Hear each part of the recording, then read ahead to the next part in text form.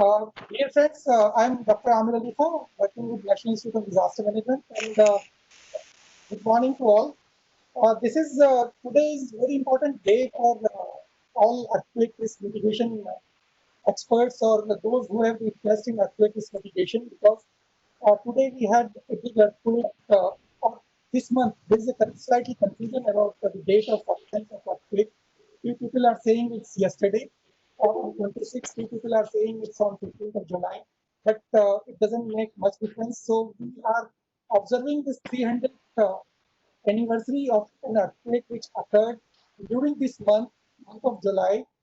Uh, Magnitude was 6.5, and it happened somewhere within Delhi itself, and a lot of impact or damage was reported due to that earthquake. So this is in brief, and we are to observe this anniversary. We are organizing this urban earthquake risk mitigation webinar. We have a panel of eminent speakers, uh, as well as Professor Mr. Kamal Kishore sir, who is the honorary member of NDMA. NIDM is there. Then we have Professor Ravi Sinha, Professor Utpal Sharma, Professor Amar Sharma, and Professor Saurabh Sivankar. So this is the panel which is going to talk about various aspects of urban earthquake risk mitigation. As all of us are aware that urban areas are increasing very rapidly. As far India is concerned, we are going to be almost 50% urbanized by 2025. So it's very high rate of urbanization. And when we are going so rapidly for the urbanization, associated issues are also popping up. Issues like, as far as earthquake is concerned, a lot of improper type of construction practices are being followed. Like many people who are coming from rural areas are settling in unauthorized colonies or slums. So this is one facet which need to be addressed during this. So with this, we can say that most of the structures constructed in those not so properly constructed built environment, uh, buildings are I don't know, the experts are going to talk about that as well. So how buildings are going to perform in a big earthquake like we had in 1720. So this is the thing. Uh, there are issues related to building bylaws implementation. Uh, then issues are like construction practices which we are following. Then population density is definitely increasing. As far as construction practices are concerned, not only in Delhi, in our urban areas, most of the time we are using brick houses or brick walled houses. Though construction practices are changing to frame structures or RCC related thing. But the question is how many of our masons or those contractors, so-called bricklayers, are aware about earthquake safe construction practices in those domain areas. Then issues related to land use planning and all those things, like I don't know how many of us are aware and taking care of land use planning in context vis-a-vis to microzonation things, and how many urban areas have already been microzoned for the seismic risk mitigation. This is the thing. Then Delhi's housing is as poor as anywhere, any big city is. Like if we say housing typology in Delhi, we can very easily divide urban villages, rural villages which has been converted in urban villages which has come under the municipal boundaries of the city. Then we have a large chunk of unauthorized colonies. This is not only in Delhi, almost every city is having that thing. Unauthorized colonies which have already been regularized. I don't know what is the solution for those type of things. So we have to talk something about that as well. In Delhi, we have a series of regularization of those unauthorized colonies. We are in the process of regularizing another bunch of almost 700 unauthorized colonies. So this is a big challenge for earthquake mitigation experts. Then slums and squatters. Then resettlement colonies, which have been those slums have been resettled somewhere. This is another thing. Then every city has evolved from that. core organic development of old city parks. Like Delhi is having a big old city park. Like Edison was mentioning about Bhuj was having old city park. Every city, every big city is having that. So we have very big urban old city parks in almost all urban areas. As far Delhi is concerned, uh, you can say so-called New Delhi, which is having the region's Bangla zone, which is having brick masonry and again, fingers crossed the performance of those. Though a lot of work has already been taken up for retrofitting of those things, but performance is again a big question mark. Then markets like Connaught Place in Delhi, DDA housing, so-called authorized construction or properly construction. Uh, our habitants of those houses have already done a lot of alterations, and due to that vulnerability, I don't know. We have to discuss about that as well. How the alterations and those construction practices, that how vulnerable are those houses which has been provided by DDA, and knowledge of safety and all those things. This is in brief about the urban related things. As far earthquakes are concerned, or earthquake related things, there are 38 cities which are falling under zone 3, 4, and 5. Out of that, two cities, Srinagar, 38 cities with the 5 with 5 million plus population are there. Out of that, two cities, Guwahati and Srinagar, 5 million plus population cities are in zone 5. Then uh, 8 cities, including Delhi, are in zone 4. So this is another challenge. And another aspect of earthquake risk mitigation is that all those urban centers are not having earthquake problem, they are having problems related to other hazards as well, like Srinagar, like Guwahati, like Delhi, like Patna. So all of them are having multiplicity of disasters or hazards prevailing there. So this is not only one dimensional challenge, it's several dimensions. Then other cities are falling. Almost 28 cities are in zone 3. So then, what are the things which we are planning to do, or what we are expecting out of this webinar is that how to protect the developmental gains which we have already achieved in our urban areas. A lot of investment has already been made. Like in Delhi, we have metro, we have a lot of infrastructure facilities, schools in Bombay, schools in Kolkata, schools in other urban centers. So how to protect our developmental gains through those mitigation measures. Then how to mainstream DRR into development so that we can absorb those things and develop that resilience, and ultimately to protect all those things, the community preparedness form the key for all of us. So in light of this, there are several earthquakes which has already impacted at national level. Uh, uh, we had a big earthquake, 1935 Quetta earthquake, pre-independence, pre-partition. So that was, I think, the first one.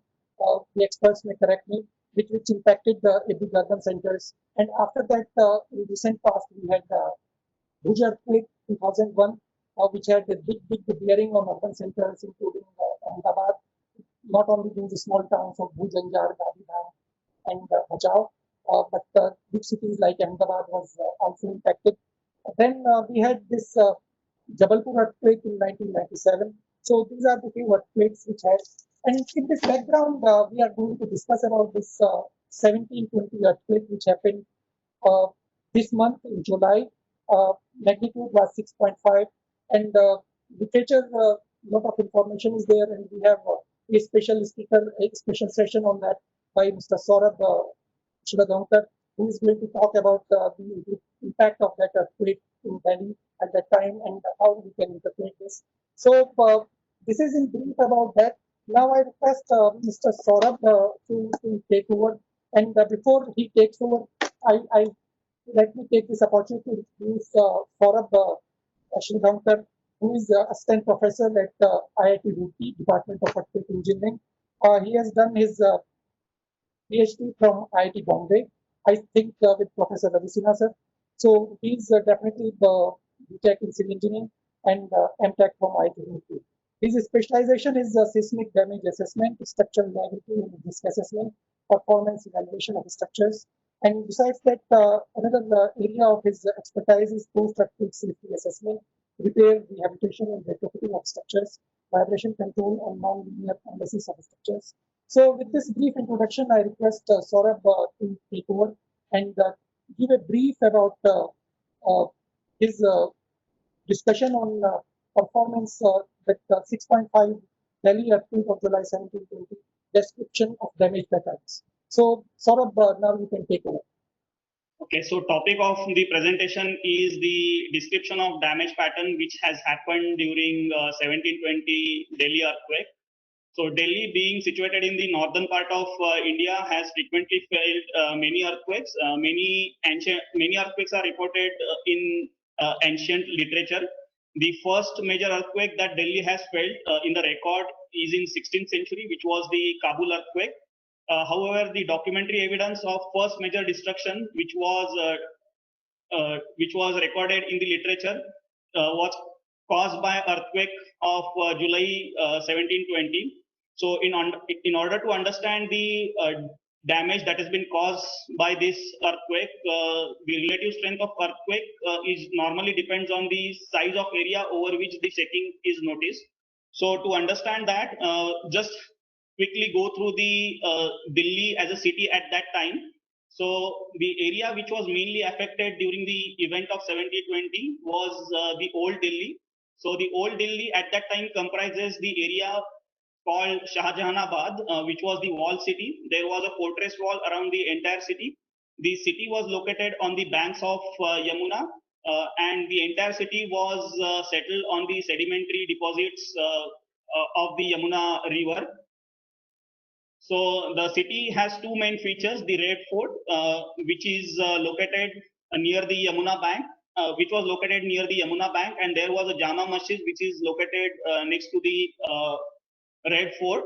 In addition to that, there were quite a few good mansions which were built across the city, which were mainly located on the western as well as the south part of the city.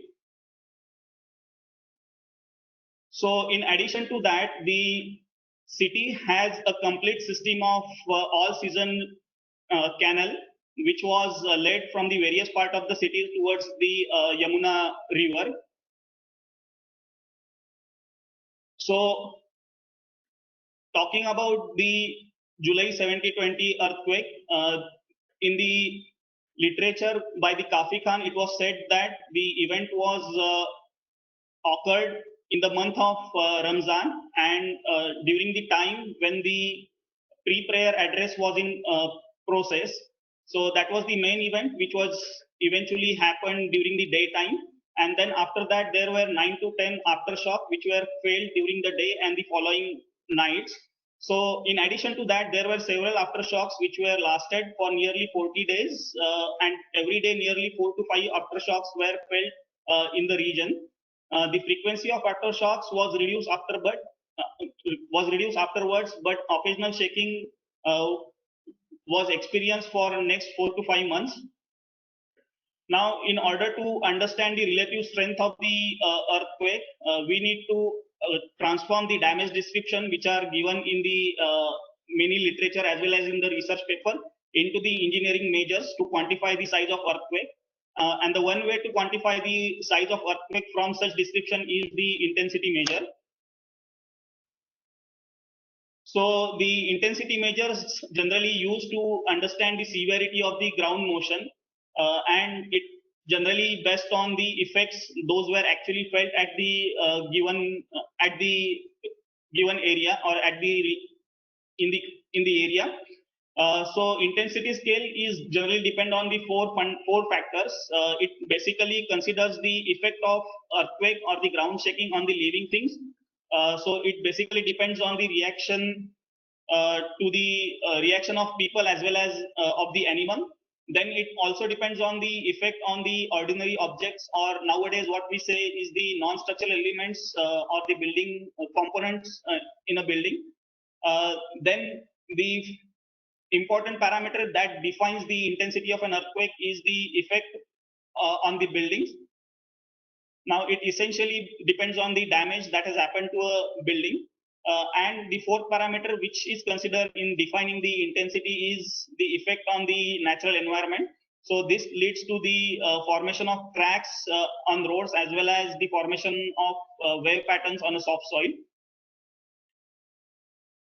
So to understand the effect or to quantify the intensity of 1720 event in Old Delhi area, we will classify the damage description given in the literature on these four factors. So first of all, the effect on humans, as it's been said in the literature that it was the month of Ramzan and many were gathered in the mosque for the prayer. So people gathered were afraid of noise which was heard from the roof as well as from the ground.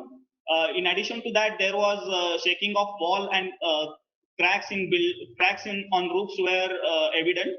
So there was a severe panic among the people, and in addition to that, it was mentioned in the literature that nearly 1,000 people were perished in the old city of Delhi at that time.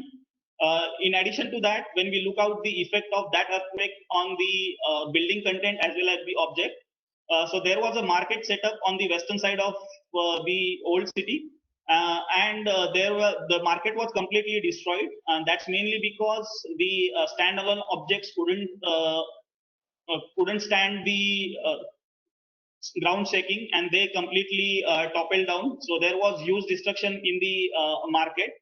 It is essential to understand that the city was built on the sedimentary deposits of the floodplains of Yamuna, and these sedimentary deposits or the soft soil, we call it in the engineering terms, they amplify the response of the ground shaking, and because of that, at some location there was wave patterns also observed on the soft soil. As mentioned earlier, there were several canals which were running from the western part of the city towards the Yamuna river, and because of the saturated nature of the soil, the liquefaction was also observed at the several locations. Now, the important parameter to define the intensity is the effect of earthquake on the buildings.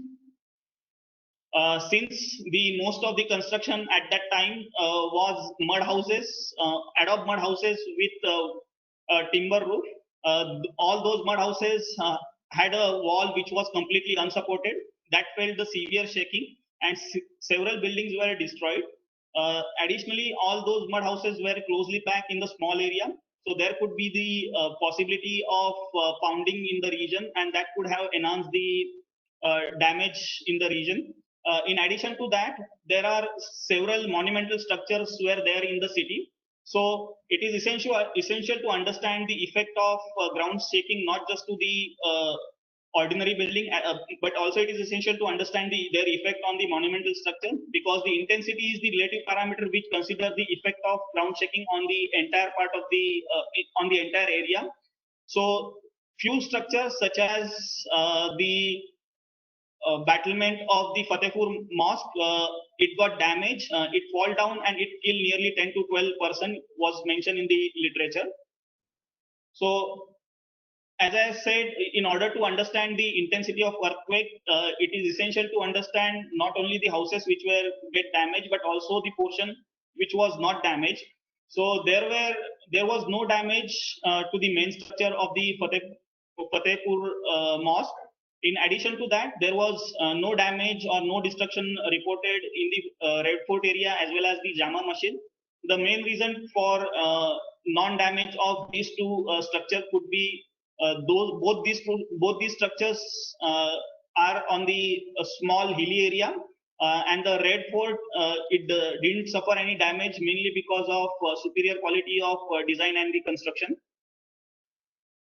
In addition to that, we also need to look into the effect of these earthquakes on the infrastructure.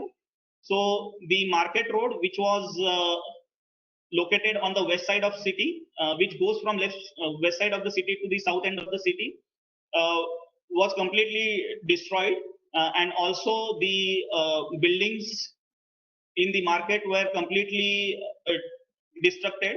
So there was a major destruction in the market area of the city. So to quantify the intensity of an earthquake in engineering terms, the damage description that we have seen need to transform into a statistical element. So the commonly used statistical framework to understand this intensity are to classify the damage into few, many, and most parameter. So if you look out the damage description and convert them into these three parameters, we can say that the people reaction as well as the destruction to the common houses as well as to the building content was comes under the most category. However, the most of the monuments structure, which was the Red Fort, Jama Masjid, and the several mansions which were built in the adobe stone masonry, didn't got damage. There were many earthen roads which suffered severe damage.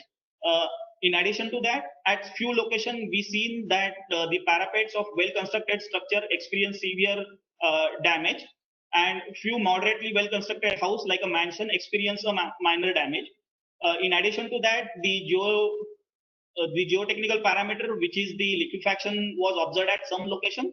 Also, there were wave patterns were seen on the soft ground. So with this description, there are many intensity scales available, but the widely followed is the MMI intensity scale, which is the modified Mercury intensity scale. This intensity scale has undergone several revisions. There are two scales which are generally followed. One is from 1931, and other is from 1956. So this scale over here is the one which is available, which is defined in 1956. So in this scale, the intensity of an earthquake is defined over the 10 between 1 to 10. The scale, the intensities between 1 to 7 are defined on the basis of people's reaction, while the intensities between 8 to 10 where depends on the people's reaction as well as the damage which has happened to building as well as to the infrastructure. So in nutshell, the earthquake of 1720 with this classification that we have done can be classified as the intensity 9 event, which represent the violent shaking in the old Delhi area. Now some studies are also available which provides the damage classification or the classification of earthquake on the basis of monetary losses as well as the casualties which has happened. So Gansey and Nelson has provided such kind of study. They have quantified and classified all the earthquakes from 2000 BC to the 1979, and they are classified based on the monetary losses. So they have converted the damage description into the corresponding monetary losses, considering the socio-economical factor at that time. So they have proposed this 5-point scale, which classifies the damage from insignificant to extreme classes and corresponding monetary losses. They have also used the inflation table to adjust the earthquake losses in terms of US dollar corresponding to 1979. So for the event which were occurred before 1790, the US dollar 3 are equivalent to US dollar 100 in 1979. So with this definition, what they have come up with is the severity of earthquake in 1720 events is severe. The deaths in the earthquake that has happened were many, and the losses with reference to 1979 US dollars was of moderate order, and the losses order would be between 1 to 5 million US dollars. So in nutshell, we can say that the 1720 events in the old Delhi was severe, and it has led to many monetary losses as well as the life losses in the relevant times. Thank you. Thank you so much, Saurabh, for very informative and wonderful presentation. So we will request you to be here, and let's see if some queries are coming about. So friends, with this background, I think we have discussed this a little bit about 1729. So now I request ED NIDM Major General Manoj Kumar Bindal sir to give his keynote address.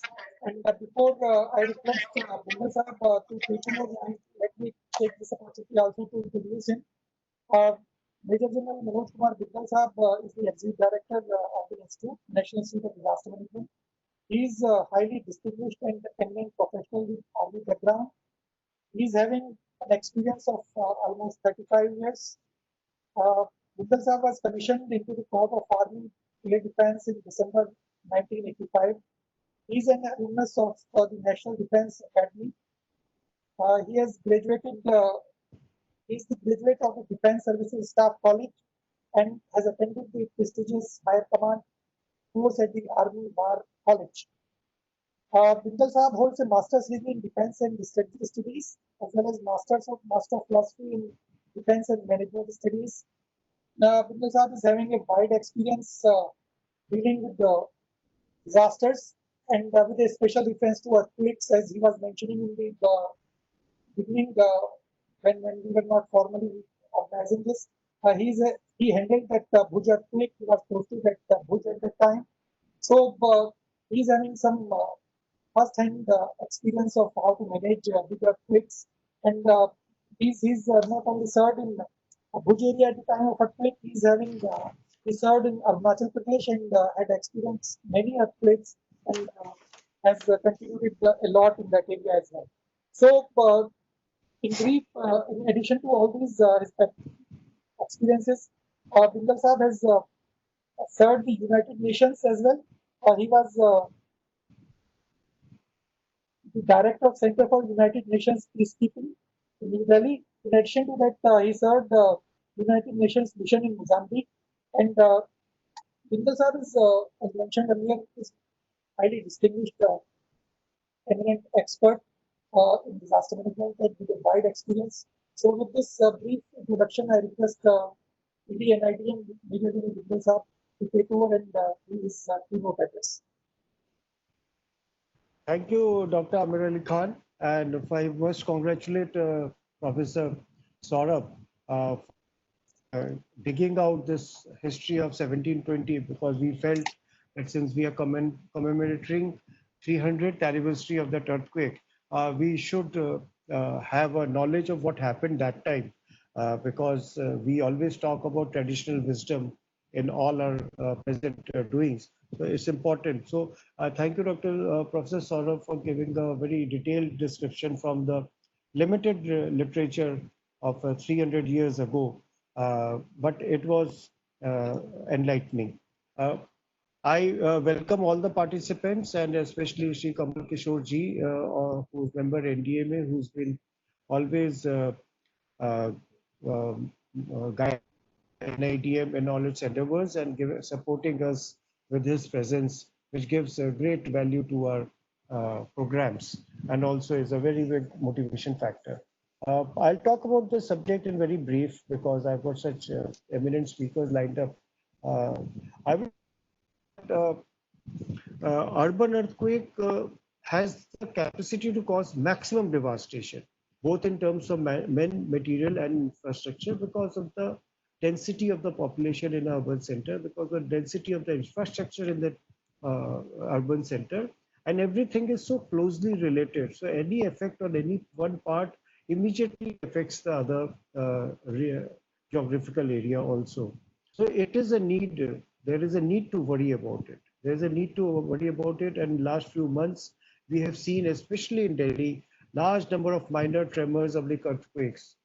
What effect this particular cumulative effect of this constant shaking on the stability of the buildings, of the stability of the soil erosion, or stability of the urban cities which are located on slopes, that has escaped the scientific community investigation, because till today we have not been able to come out with a model, scientific model, where we can start measuring this, how a structure is getting weakened by day to day or by frequent minor shakes, which are shaking that building to an extent, shaking its core. And is it as safe as it was before it, or what is the damage? So that is a major area where we need to do a lot of scientific study in our near future. Old towns are highly vulnerable. Old towns are vulnerable because they have been masonry structure, most of it, Their rooms have been like in that structure after structure is added as and when the families increase, the size increases, or the person starts getting some finances and he adds one more room, then he adds one more room. So there is no structural strength to that building. The structural strength to those buildings is by leaning on each other and drawing collective structural strength. In Bhuj, we have seen, in Bachau, the whole city got flattened because it was total masonry. So the moment the masonry with mud, the stones were joined together with mud. So the moment the shaking happened, everything fell apart. Old city of Bhuj, the buildings fell apart because of the structure.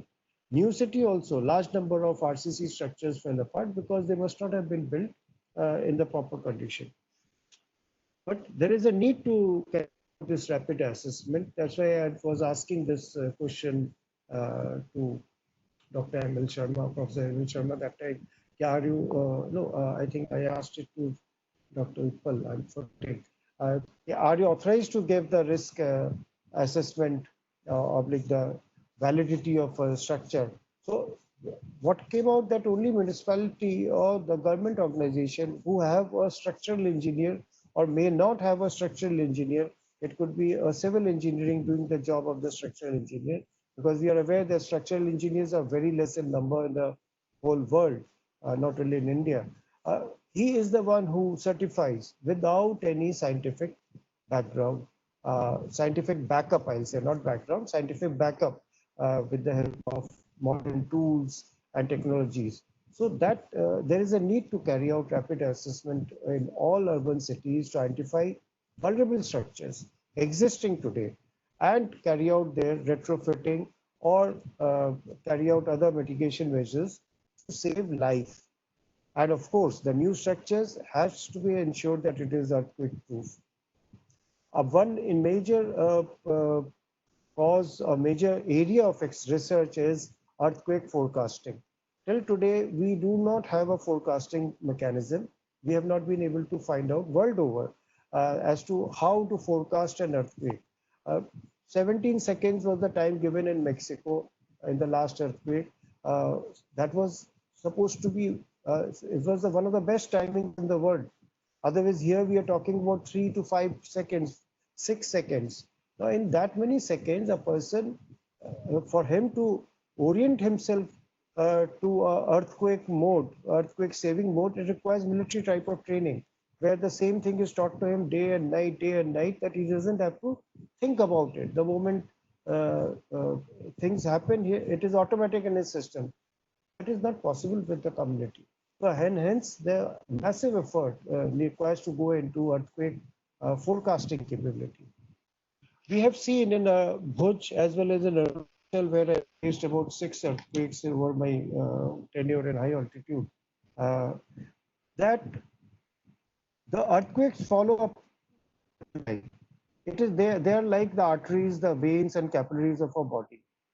You will find when an earthquake line, if it is plotted properly, it will touch one part of the building, but in that line that it is crossing, it will touch anything which is there on that line, whether big or small. And a weak structure right next to that fault line will go undamaged. I've seen it in Bhuj, I've seen it in Arunachal Pradesh, I've seen it in Ladakh also. Same thing happening. So there may be a cause to again scientific research of identifying such fault lines, fissures, even the minor ones. Even the most minor one causes major damage. It all depends upon the depth of the earthquake epicenter. So that minor ones also in Bhuj, not in Bhuj, sorry, in Rupa in Arunachal Pradesh, which is a city just before Tawang, at a height of about 6,000 feet. There, we were in a 3-story building, hostel type of accommodation. I was staying there, and next to us was a type 7 quarter of a brigadier. His whole house was totally destroyed, and their boundary wall was touching our boundary wall, whereas in our building there was just minor cracks. But in his house, when it was destroyed, and you could see that line stretching across good about half a kilometer where all houses in that line were destroyed. Same thing happened in Bhuj. If you go to the army camp even today, you will find the remnants of how a fault line has only affected buildings on that fault line. So that correlation of that fault line to the structural vulnerability needs to be ascertained. So when we carry out an assessment, before that, these lines should be identified. I don't know how it will be done. The professors would be in a position to think about it. And anything and everything falling on those fault lines should be termed as vulnerable, and priority action should be taken on that. The second issue I'll talk about response is lack of heavy equipment. There was a building which fell down, 7-story building. It came down like bread slices. Finally, 7 floors could be seen as slices of bread sandwich. Uh, but we could not do anything even when we could hear the shrieks of people from inside shouting for help, because we didn't have equipment. We require cranes to more than 50-ton capacity. We require heavy earth moving equipment. We require, but that was not there. It finally came from one cement factory next to Nalia after 2 days. But by then, a lot of lives had been lost. So in urban centers, because of RCC construction, there is a requirement of heavy equipment. Heavy means very heavy, not 20, 30 tons, more than 50 tons crane, wherein we have the capacity to lift the complete roof slab of a particular floor and save people inside, or move something. Bridges, the whole bridge got disoriented, I would say, because of the crack. We didn't have any heavy equipment to shift it back to a little bit, which was possible at that point of time. But it was not there because of lack of heavy equipment. So heavy equipment, very heavy equipment, or very heavy earth movers is a requirement. It took 1 month to clear the roads of Old Bhuj because the army had heavy equipment, earth moving equipment, but also of limited capability because they were required for the requirement of the army, but not for this particular purpose. So it took 1 month to clear that, which could have been done in 10 days. So this is an area where I think we can do a lot. So I'll finish my introductory remarks or whatever by saying that there's a need to improve the resilience, and so there should be a culture of preparedness, culture of mitigation, culture of quick response, and most importantly, culture of good governance, which will ensure that things fall in place. All these discussions that we have fall in place. With this, I thank Dr. Amir Ali Khan once again for organizing this webinar, and look forward to listening to all the speakers. Thank you, and over to you, Dr. Amir Ali Khan. Thank you, sir, for nice and enlightening opening keynote address. So, you have rightly mentioned that urban areas are definitely posing a big challenge to the administrators, and definitely good governance has to play a big role. And unless we prepare those cultures of preparedness, culture of mitigation, culture of quick response, we are not going to achieve these targets of earthquake risk mitigation or earthquake safe cities. Definitely, cities are posing a big challenge, and cities like Delhi, which have a long history, or cities in Northeast, all capital cities of North Northeast India, or Srinagar or Dehradun. These are definitely a big challenge to all government planners and for the administrators to take care of that. With this, let's start with the. I take this opportunity to invite Shri Kamal Kishore sir, who is the honorable member of NDMA, for a special address on challenges of earthquake risk mitigation in urban areas. And before I request Kamal Kishore sir to take over, let me take this opportunity also to introduce him. Kamal Kishore sir is having a long experience of serving not only internationally, but he has served at local level in India, at national level. Now he's serving, and he's having vast experience of serving at international level. He served UNDP for almost 13 years. He served in UNDP headquarters in Geneva as well as New York. He served in Delhi when he was the West Asia advisor. So Kamal Kishore Saab is having a lot of experience varied experience dealing with the issues related to disaster management. He has wide experience in post-earthquake or post-disaster reconstruction programs. He has handled several activities in countries like Bangladesh, India, Indonesia, Iran, Myanmar, Pakistan, Philippines, and Sri Lanka when he was the West Asia advisor. So, in addition to that, Kamal Kishore Saab is having long experience of serving Asian Disaster Preparedness Center in Bangkok, where he was the Director of Information and Research and the manager of the Extreme Climate Event Program, and dealing with the countries Indonesia, Philippines, and Vietnam. As I told in the beginning, Kamal Kishore sir has started his professional career uh, after graduating from IIT Roorkee in architecture. So Kamal Kishore sir is an architect from IIT Roorkee with a master's degree from Asian Institute of Technology in Bangkok, and his master's degree was in urban planning, land and housing development. So he's the most appropriate person to take this webinar forward. And one of the important things I want to tell you is that uh, Kamal Kishore sir has done his master's thesis on an assessment of earthquake vulnerability in a low income settlement in New Delhi. So he's the most appropriate person to talk about the challenges of urban earthquake risk mitigation in Indian context. So with this brief introduction, I request you, sir, to take over and for your special address on challenges of earthquake risk mitigation in urban areas. Thank you, sir. The opportunity and for that very generous introduction.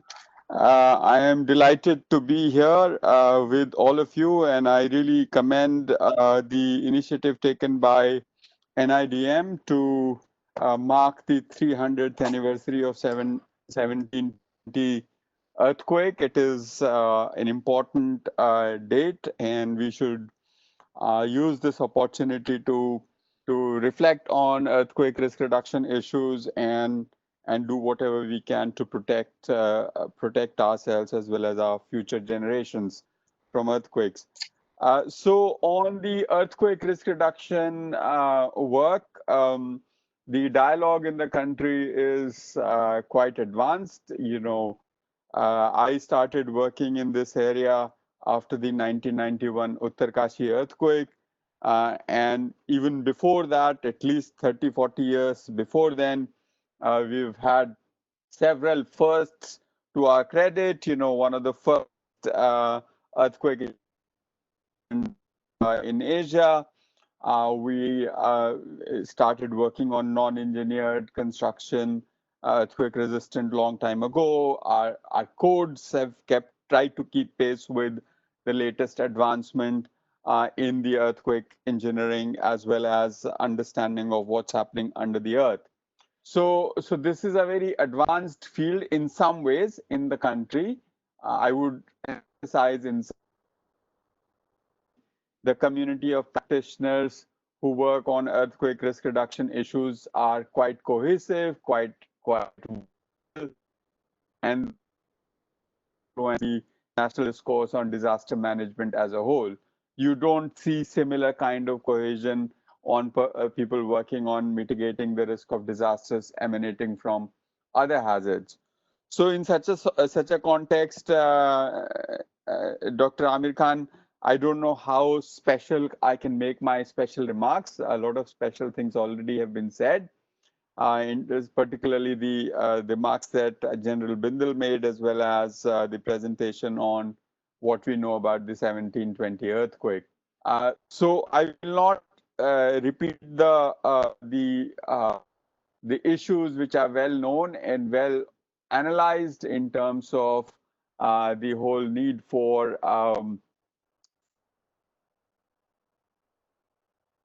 laws, better adoption of building codes, lack of capacity, and so on. Those things are known, and I'm sure experts present today will discuss those in greater depth. I just want to make five sort of higher points. The first point I want to make is that despite the fact that we've been working on earthquake risk issues for a long time now, for decades, uh, it would be um, it would be quite appropriate to say that in terms of reducing the overall risk, we haven't really made enough progress. I can say that in patches, the compliance with building codes is much greater. We have more nuanced, advanced codes which discuss specific things. So there is some improvement, I guess, on the particularly on the engineered structures, but overall the quantity of risk the urban has increased. You know, we often talk about the fact that 58% of the country's landmass is prone to moderate to high level of earthquake risk. But what we don't point out is that in that 60% or little less than 60% area, more than three-fourths of the population lives. And that disproportionality is set to increase. So our exposure to earthquakes is extremely high. I think nearly 75 to 80% of the country's population lives in areas which are exposed to moderate to high earthquake risk. So in that context, I think it is very important that we need to articulate a very clear economic case for investment in earthquake risk reduction. The challenge with earthquakes, unlike landslides or cyclones or floods, is that earthquakes can be classified as low frequency, high impact events. So we tend to forget what has happened before, and we tend to lose sight of what could happen in the future. So, but if we make an economic case, then perhaps it would be more compelling for everyone to stay focused on reducing earthquake risk. I'll give you one example. Uh, an advanced country like Japan experienced an earthquake in Kobe in January 1995. Kobe is a shipping port. Kobe was one of the most advanced ports in Asia. And it was doing a lot of business. A lot of shipping companies would run their business out of Kobe, and it was a major source of income, and it contributed a great deal to the Japanese economy.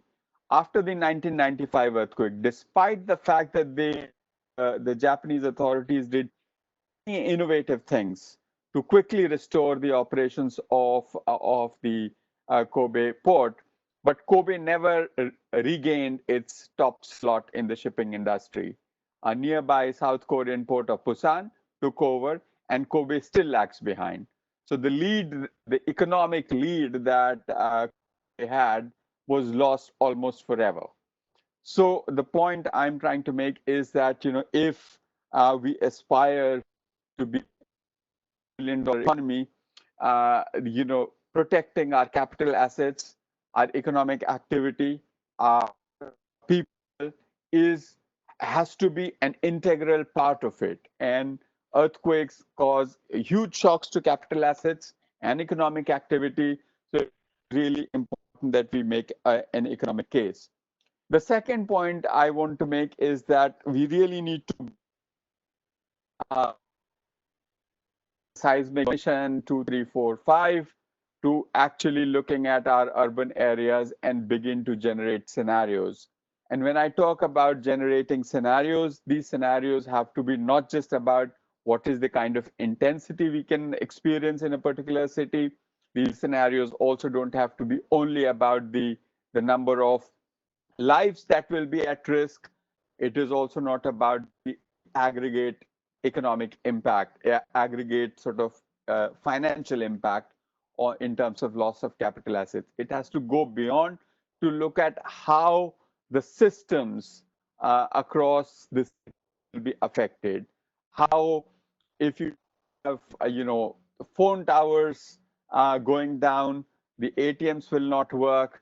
If the ATM people don't have access to the cash, markets don't work, the whole range of interconnections that are much more complex compared to what they were 10 years, 20 years ago. I don't know if you've watched the news over the last few days. Garmin, which basically is a producer of sports wearables, GPS watches, but they don't just produce GPS watches, but they also produce navigation, everything. Since Thursday, from Thursday to Sunday, their systems were down globally. And the impact is still being evaluated, how huge the impact was across the world of that disruption. And and this is of course most likely it was a malicious cyber attack on the system, but a lot of these things can happen through non-malicious events as well, such as earthquakes as well. I'm just giving an example that we really need to take a systems view of risk and see how interconnections get affected. The third thing that I want to say is that it is an often repeated refrain that we really need to work in a multidisciplinary way.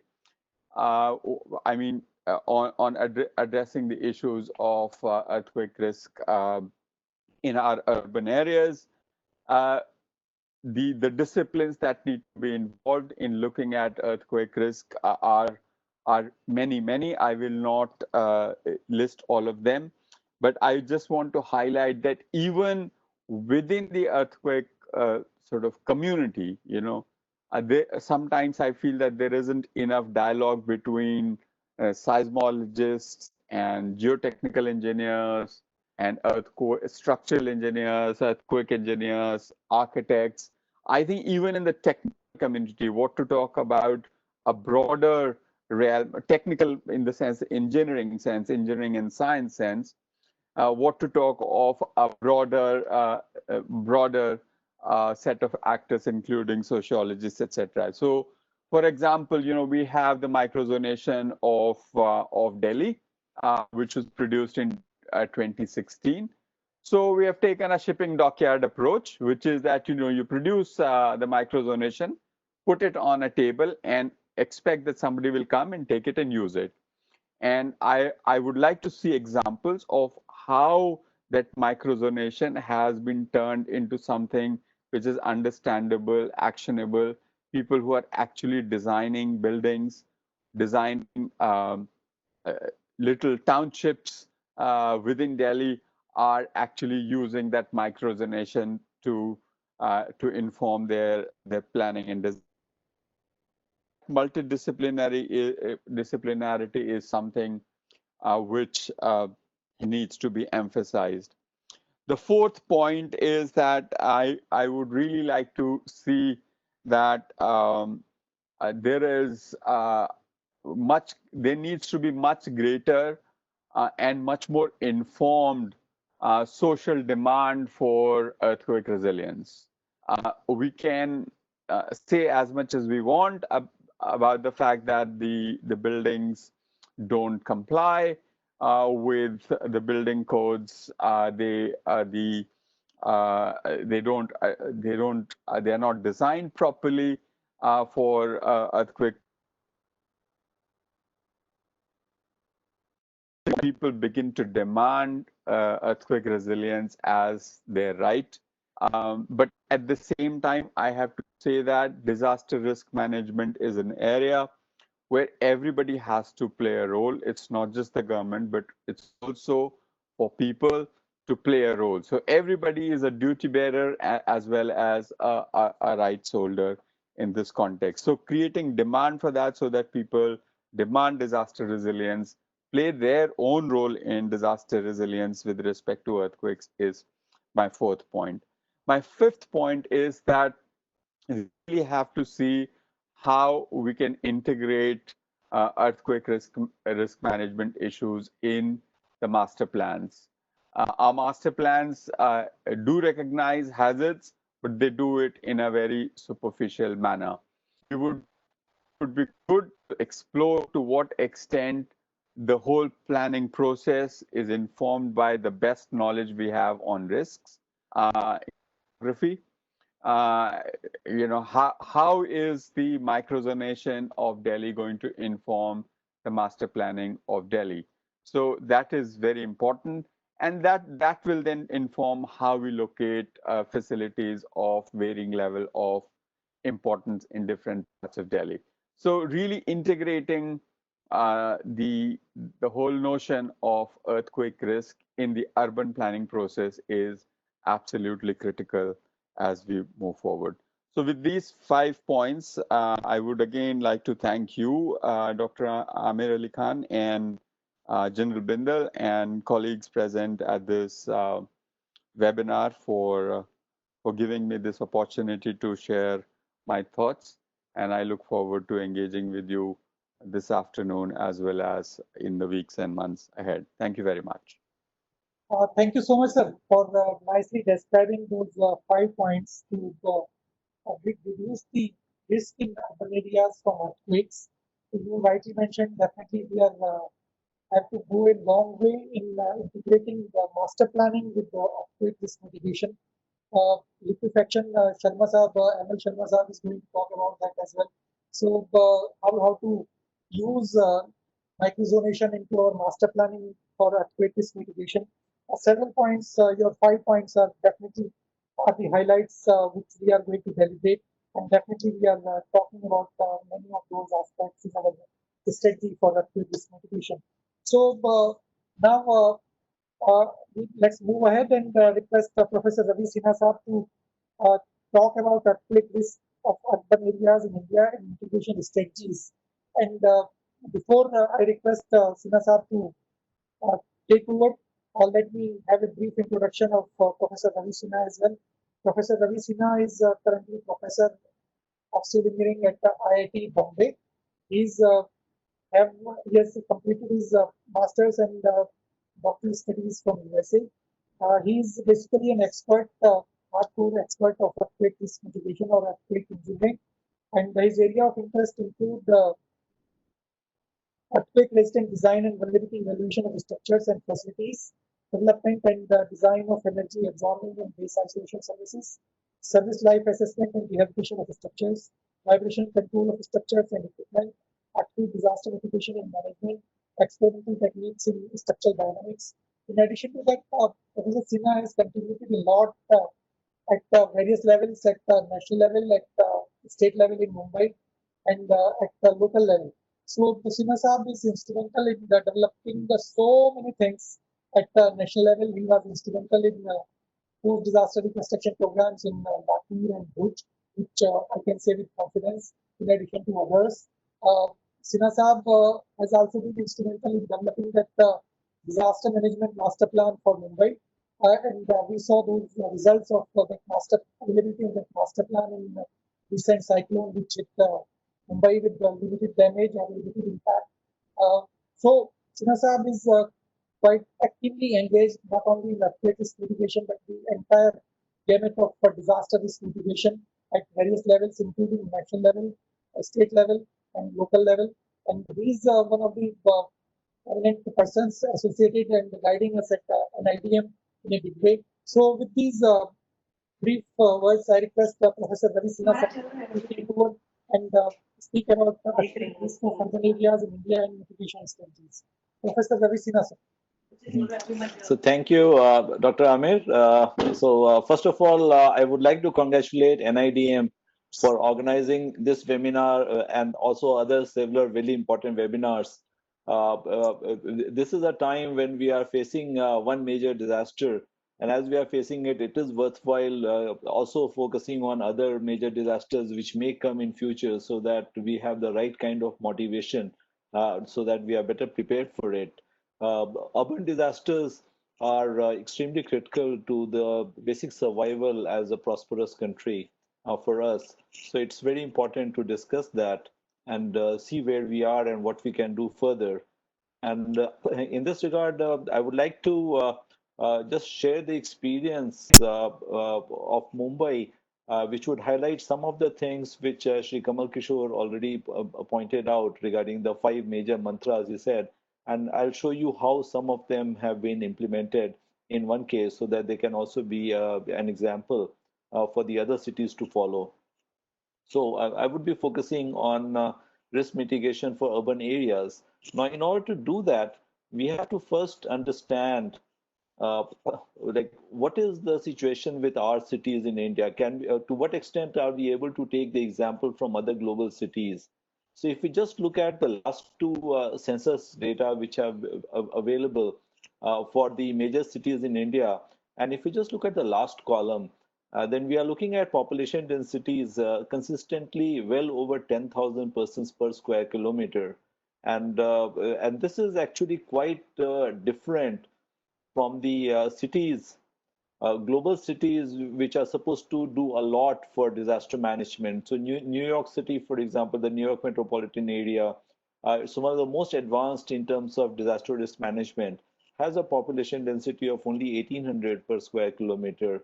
Tokyo, Yokohama, which is the world's largest urban agglomeration, has a population density of 4,400 per square kilometer. London urban area for 5,900. These are all very different from the kind of density which we have in the Indian major cities. Then, if you look at the way the cities are increasing in size, so again, if you look at the last column, the decadal increase in population in India, so they are consistently at rates which are unheard of in the major global urban cities. So, what this leads to is the fact that while the examples of what are happening in major global urban areas are important to us, they cannot be completely capturing our situation. We also have all these other complexities which we need to take into account in preparing the disaster risk management of our cities. So, what I was saying is again summarized here that the growth of urban infrastructure has not and cannot keep pace with the increase in population because we are just not able to invest sufficiently. And also, what has to be kept in mind that only a small fraction of population increase in the cities is organic. Less than 50% is inorganic through migration. And what is important to recognize over here is that the economic status of a large fraction of migrants is less than the economic status of the people already living in the cities. And that is the reason why they are migrating to the cities. And also the fact that most of the migrants have low resilience to disruptions, as we have seen in the case of the pandemic when the migrant laborers started moving out. It's because they don't have the resilience to withstand this while continuing to live in the cities. Then, in addition, we also have seasonal migration. So, those are the permanent migrants. We also have seasonal migration, which depends on the farming season in the area. So what this means is that our cities are densely populated, very densely populated, rapidly growing. They have decreasing economic resilience because most of the new people who are coming to the city are economically worse off than the people who are already there. So through this migration, actually the average economic status is decreasing in the cities. And also, what we have to recognize is that for a large number of families which are not living in the cities, the people who have migrated to the city are the breadwinners. So, if there is a disaster to cities which affects its economic well-being, it is also going to have a basic survival challenge in many places far away from the cities themselves. Then we also have to keep in mind that our cities are typically, at least the large cities, they are the base for population and economic decision makers. And then they are also the symbols of national development. So they are basically the points of our national prestige.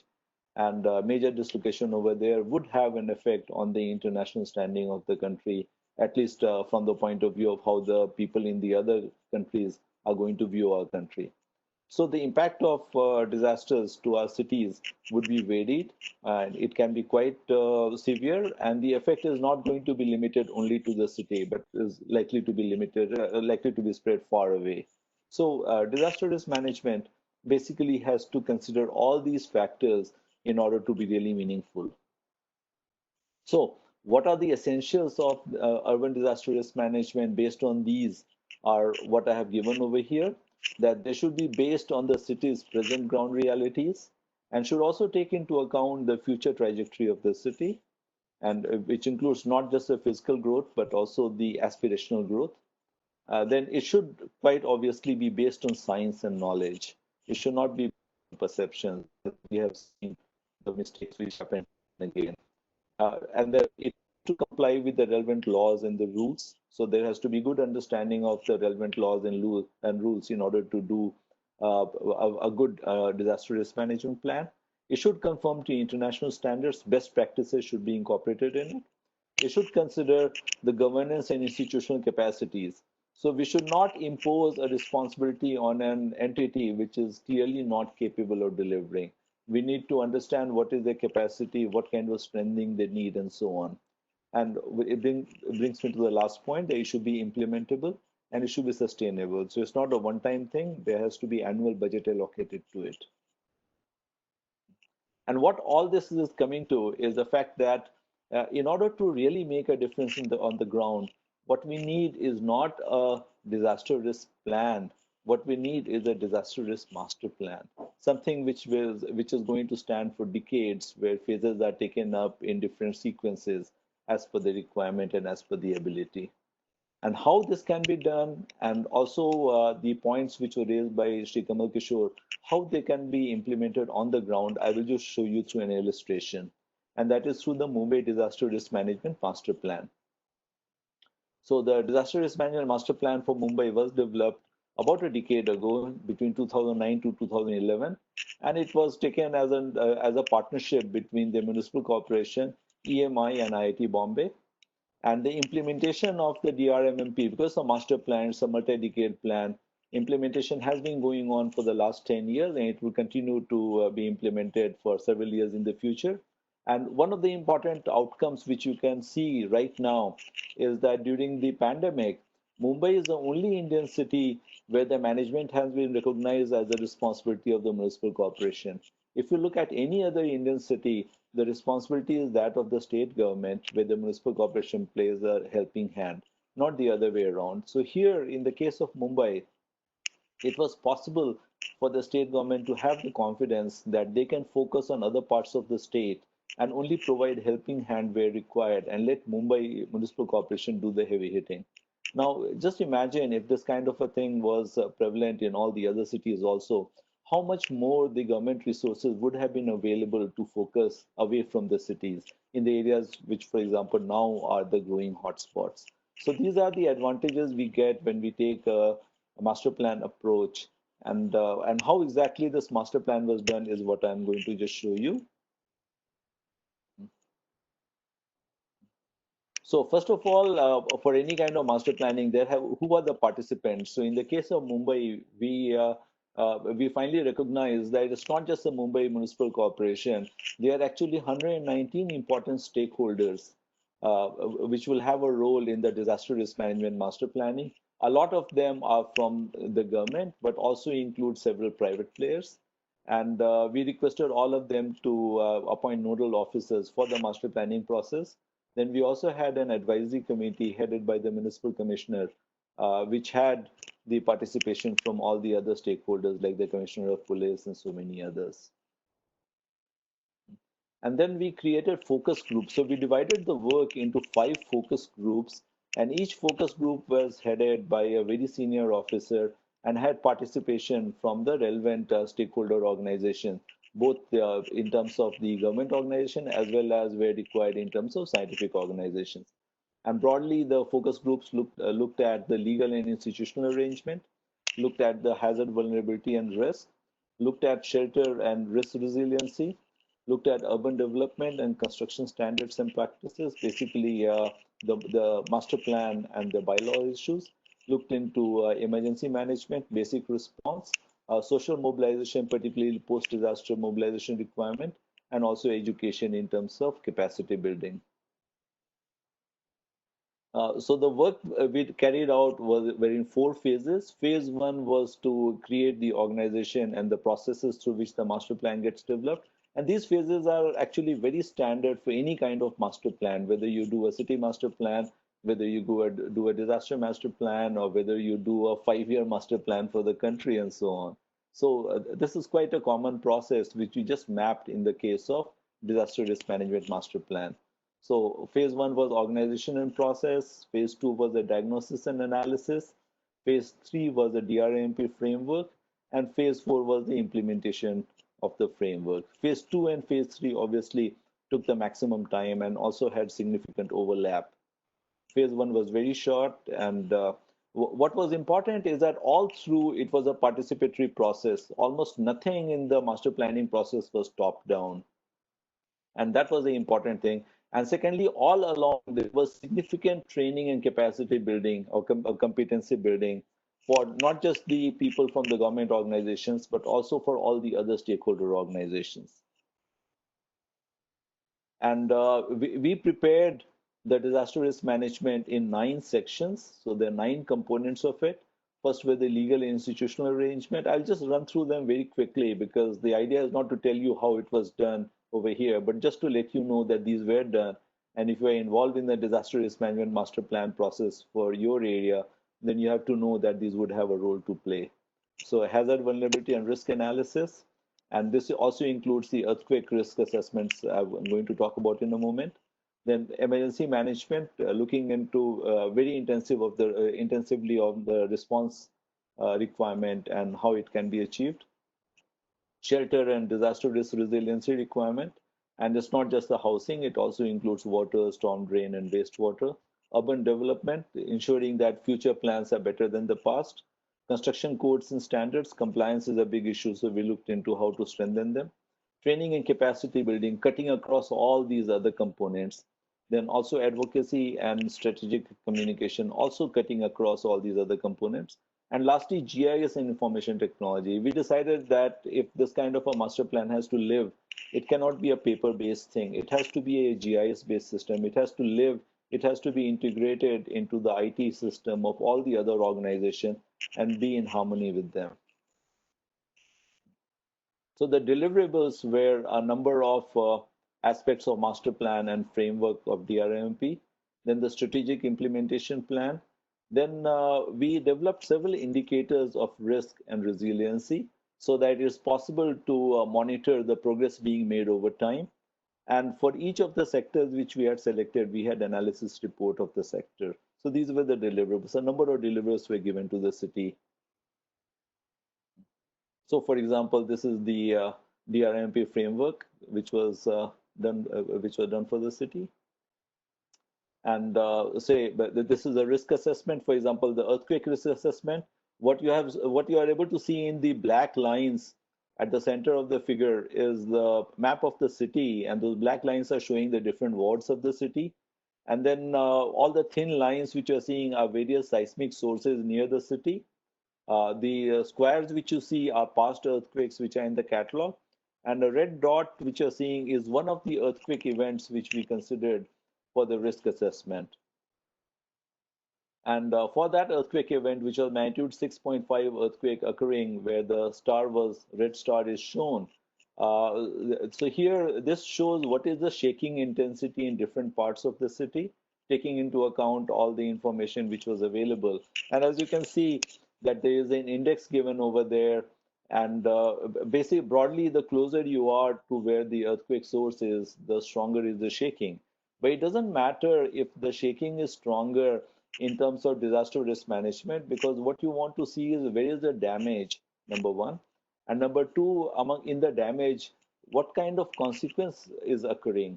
So, for example, where are the injuries? Where are the deaths? And if they can be predicted beforehand, then in the event of an actual earthquake occurring, mobilization of resources could be done with prior knowledge without having to wait for feedback to come. So in this case, for example, this is showing the injury grid maps. And again, the darker the color, higher is the intensity of injuries. So here now it can be seen that in the event of that particular earthquake, when the initial focus has to be made on where the medical teams have to be sent, there is a very good understanding of the specific locations where the medical teams have to be sent. Because it is not that that you have to wait for information, because people are going to be overwhelmed with what is the kind of information coming in. Also, there is a situation many times the informations are duplicated and so on. So they can be avoided by having a prior information of where to focus. And same thing regarding deaths. And what is also important, which is not clear over here, is that the locations of high death intensity and location of high injury intensity are not common. Some of them are common, but some are not common.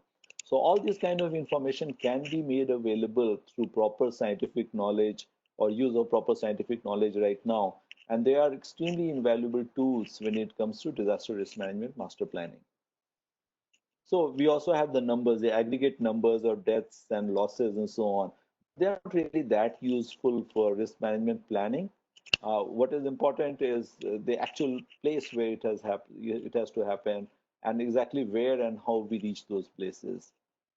Then the other aspects which were looked at were the legal and institutional arrangement. So if the city and the state government agencies and the private sector stakeholders, if they have to act, what are the enabling laws and acts and regulations which will enable them to do what is required to be done?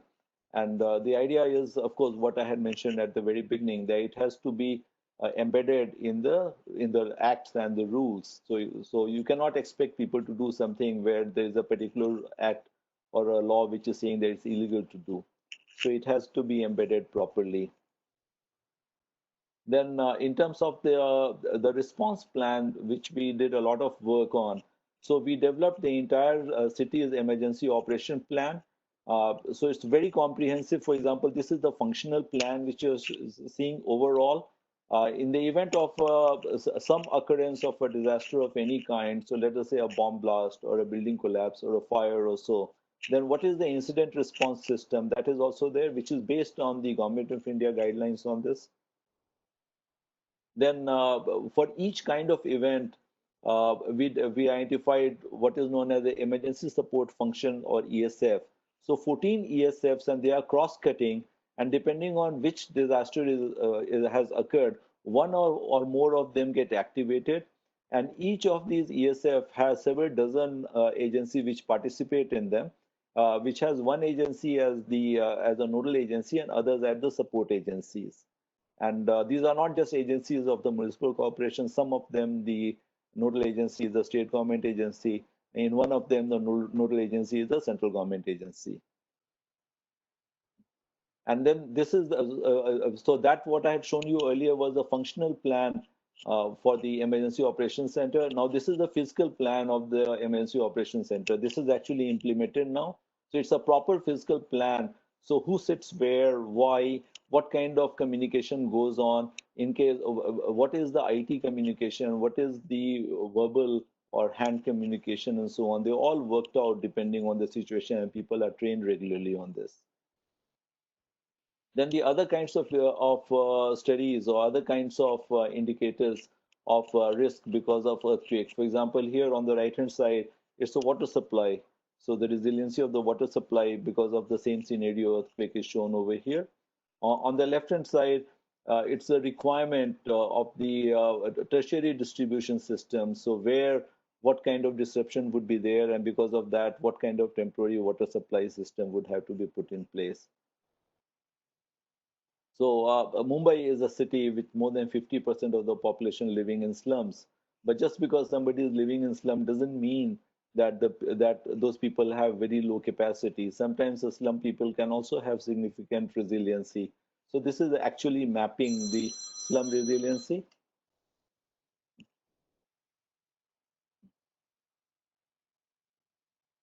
Then this is we developed the risk atlas with a lot of information. And these are some of the maps which are showing on the risk atlas, which is with the city so that they can understand what is required. And then these are the performance indicators which we developed. There were 10 of them. And then we had a series of advocacy and awareness campaigns also in place. And so just showing some of the deliverables which have been developed as part of the process.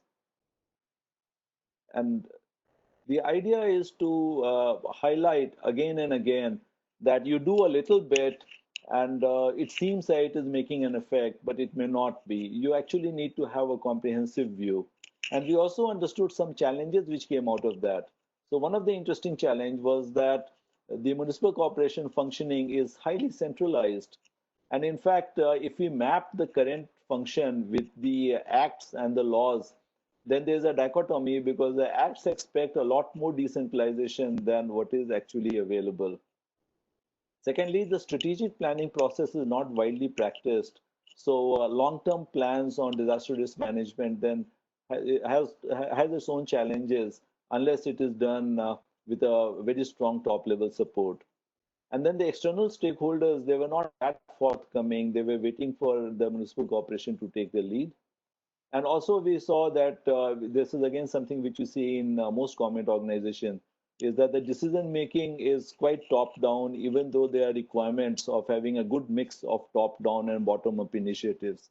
So this is also something which causes problems. So basically, what I'm trying to highlight is that if we are very, very serious about disaster risk management for our cities, then shortcuts will not work. We have to focus on the essentials. And this is just a list of essentials which we had shown, which I had shown earlier. So if we don't do all of it, then we may do something which is better than what was there previously, but then one has to question how effective it is. And in that regard, I will just mention recently during TV interview, one of the doctors talking about the pandemic. So he was sharing his experience, and he said that when there is a patient with 50% oxygen saturation level, even if you increase to 60%, the survival probability doesn't change much. So you have to always focus not just on what you are doing to improve, but what is the target of improvement. And if the target of improvement is not coming, then in that case, you have to question on what you have to do differently. So with this, I will end my talk and just again thank NIDM for this opportunity and reiterate the importance of the issue of urban disaster risk management and the importance of taking a holistic and comprehensive approach on the entire thing. So thank you very much. So thank you so much, sir, for the very deliberative and exhaustive presentation on disaster management master plan for Mumbai. Uh, as I told in the beginning in your introduction, it's really successful the process which you have gone through, and Mumbai is definitely seeing some good results out of that. So it's very comprehensive and it's showing its results at least. So we will discuss towards the end, and there are a few questions, and I will raise those questions towards the end. As we are definitely slightly behind the schedule. Now, I request Professor Utpal Sharma sir, for disaster resilient urban planning in India, experiences and initiatives in context of disaster management. So, as far Professor Sharma is concerned, Professor Sharma is a well-known urban planner who has already served almost 30, 40 years in this profession, not only as a teacher in various engineering college, basically the SAP, but as a professional and delivered so many things in the area of risk mitigation in urban context. Professor Sharma is having currently the Dean and Director at the Institute of Architecture and Planning at Mumbai University, but he has served, as I told, has served very, very long at SAP, Center for Environmental Planning and Technology in Ahmedabad, and he's basically recognized for his wonderful work on urban risk mitigation. Professor Sharma is an alumnus of IIT Roorkee. He did his Bachelor of Architecture from IIT Roorkee, and since then he's doing a lot of work in the area of planning and urban development. So I could not find a better person than Professor Sharma to talk about the experiences and challenges of disaster resilient urban planning in India. So with this brief introduction, I request Professor Utpal Sharma sir to take over and share his experiences of disaster risk mitigation in urban context. Professor Utpal Sharma. Thank you very much, and I hope I'll be able to do the justice that that you have imposed on me. Yes, I have done some work for various cities across India, which has given me some exposure to the various issues that are happening in various places. And I will share a small presentation to highlight various issues of earthquake risk mitigation and urban planning. Share.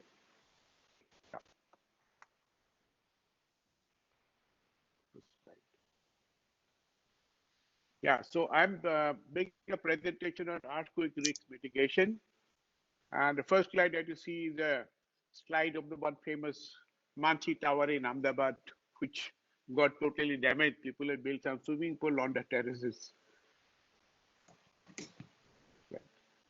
Now, these are the issues of, I'm going to use the example from all over the country. These are some of the areas what we call the peri-urban development. This is outside the city of Ahmedabad, Ahmedabad Urban Development Authority.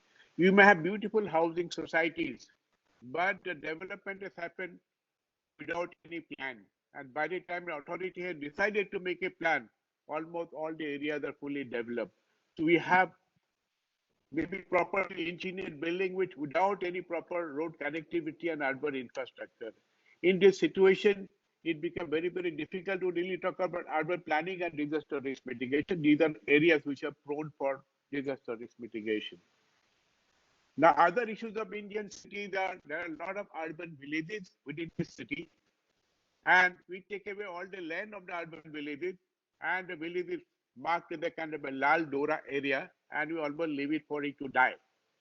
There are all kind of building construction. There's no building regulation that happens there, and these are very highly dense population. They live there, and these are very risky areas. For my hometown called Guwahati, what if I was doing the master plan for the city of Guwahati? So most of the time, we may have a beautiful master plan prepared for the city, but actually on ground, it doesn't really happen because we are totally dependent on land acquisition as a model to create the road, open spaces, and amenities. And actually, very little thing that happens on the ground. And when you have less area allocated for road, open space, and amenities, the building regulation doesn't really matter because the infrastructure and social facility has to be linked with the intensity of use of land. So if the link is not there, then the whole issue of making a building on a piece of land itself is to be questioned. Now, if you put it all together, you find that there are not adequate roads, there are not adequate open spaces, very little primary education, secondary education maybe is okay, very little recreational facility, then no medical facility. This is not only for my city like Guwahati, but for all the large cities, except for the metropolitan. But this is a typical scenario for most of the Indian cities where we are lacking the basic infrastructure, physical and social infrastructure, and without which we cannot really talk about earthquake risk mitigation in a plot of land. Now, we have already talked about Mumbai. I think it was a very comprehensive plan. I'm just showing you this is Dharavi. So basically, what you find that there's only 6% of the land of the city accommodate 54% of the population. And this is where people live in this situation of 3,000 persons per hectare. Now here it is risk for earthquake, risk for fire, risk for COVID, everything that is happening here. You find situations where we have very inadequate toilet facilities, water supply, etc. The people live in a very pathetic condition. And in this situation, we have to find a way to solve this problem, whether we talk about earthquake risk mitigation or otherwise. Maybe it is possible to talk about redevelopment of some of these slums at the low rise, high density with adequate open spaces, and a little bit of sellable component on the periphery. So we need major redevelopment effort for most of our slums so that we can create better living conditions for the people who are also safe. Now I have right now worked for the city of Shimla. You will find that how dangerous the city is. Now, old part of Shimla is very beautifully done. Now that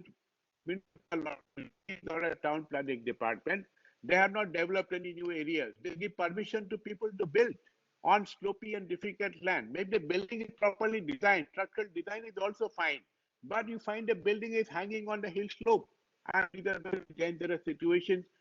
Just because we do not have a mechanism for land development, instead of developing a totally new town or area, we are giving building permission for people to do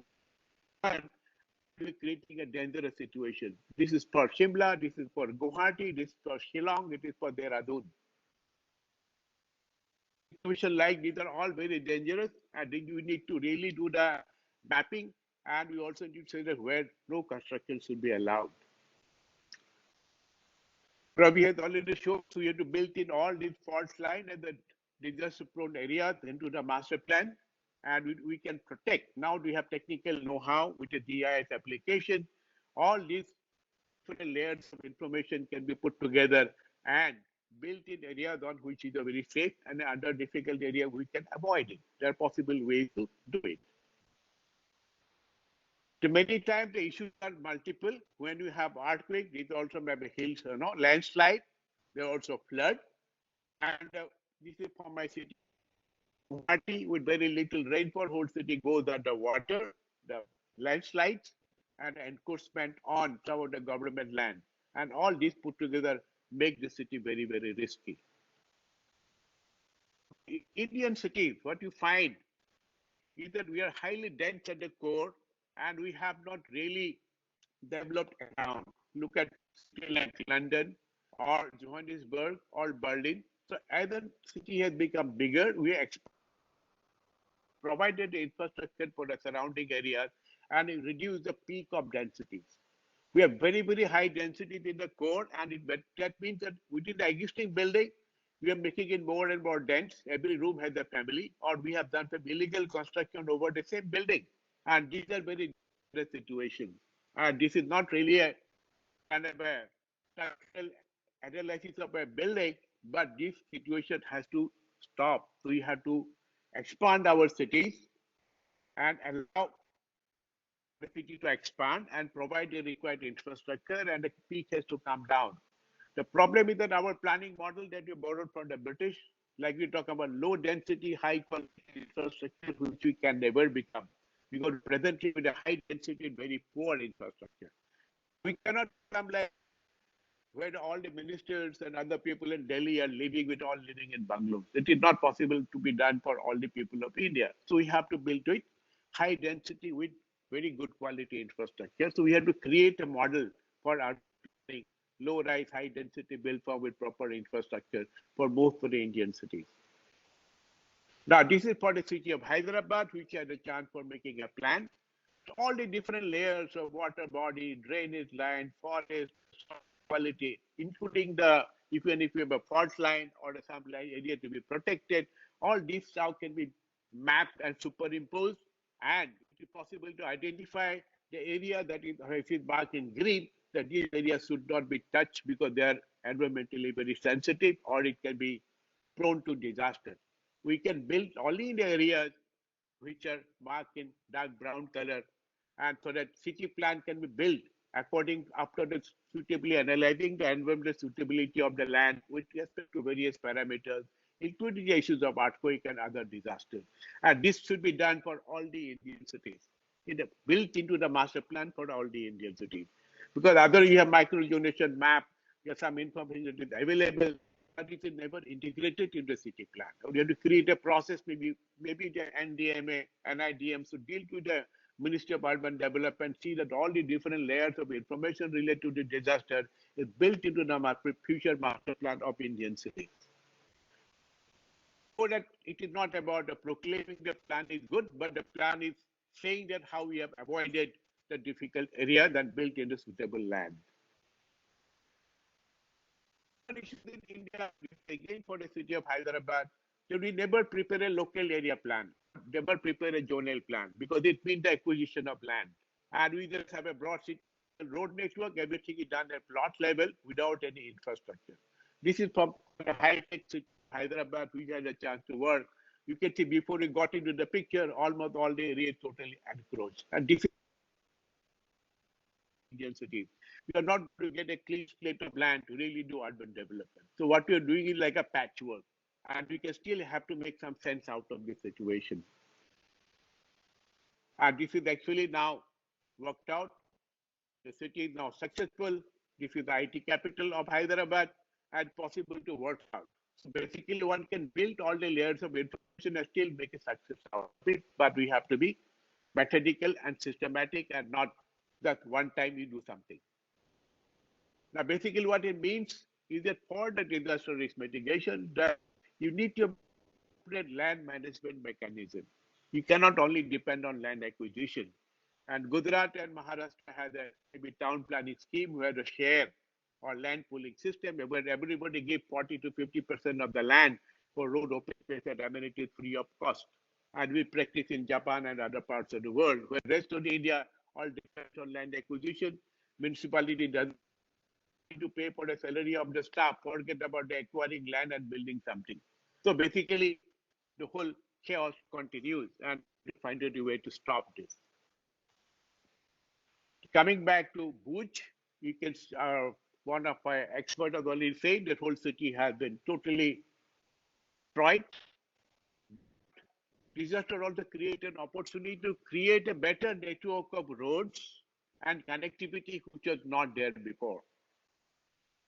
We can see before after the network has improved, and for it's a disaster can create an opportunity for a city if you forget about the life loss and the property loss, but the city infrastructure can be put together in a proper way.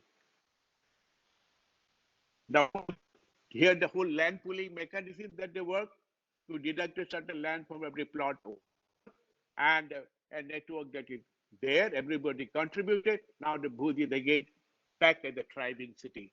So these kind of details need to be worked out for most of the other Indian cities as well. The other thing that we want to highlight is the whole issue of urban redevelopment. Most of the Indian cities, almost 70 to 80% of the buildings are non-engineered buildings. Their life is already over. We talk about urban redevelopment on a plot of land. But what is required for some of the cities, including Mumbai, certain areas need to be totally redeveloped if possible. And that's sort of road, connectivity, infrastructure, social facility, then have buildings which follow the regulations and the zoning codes. And different cities have already done it. And it is time for India also to look into the whole process of urban redevelopment in a big way. These are some typical buildings in Ahmedabad where many of the building got damaged.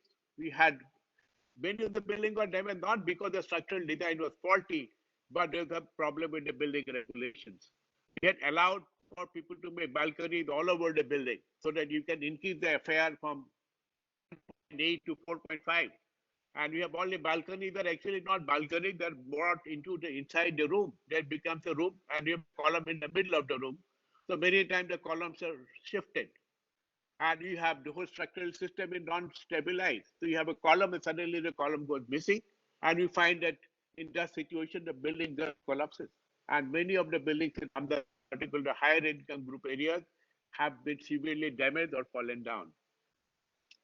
There are other issues of buildings which have a hollow plinth for parking and without any kind of a plinth beam, etc., etc. The building has just gone down one floor and the building is finished. So many of these fault in the building regulations have been now, but I don't think you have to wait for a disaster to happen to the proper building regulations. And we should do it for maybe the most of the cities. You also need to look at the building regulation and do the corrective measure based on the learning that we already have. Now, comparatively, like our old city of Ahmedabad, it's so good. It's a UNESCO heritage city now, but the basic framework is wood. It's structure with an infill wall. Nothing happened to any building in the old city of Ahmedabad because maybe that Ahmedabad knew that it was an earthquake-prone area. The forefathers have actually built the foundation of the city with a wood frame structure, and it has stood the earthquake and all other disasters.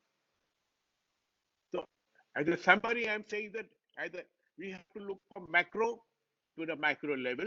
So, you have to peri-urban growth of the city needs to be controlled from metropolitan plan. All the natural features, etc., to be mapped, superimposed, including fault line and a sensitive area or sinking zone, etc. One can create the suitable then built only on the areas which are not dangerous at all. We have to have some land development tool like land pooling scheme or transfer of development right, etc. to make the zonal plan happen on ground. And we need to talk about also look at appropriate planning steps to respect to open spaces, facilities, and amenities which already have, but maybe they are not adequate enough.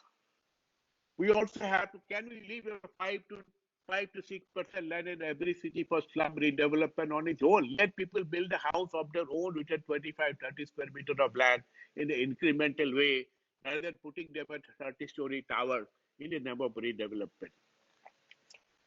So we have to modify the building regulations, and so that from the city level to the zonal level, at a local level, all the three layers, we need some corrective measures, and it has to be comprehensive so that we can talk about disaster risk mitigation for Indian cities and towns.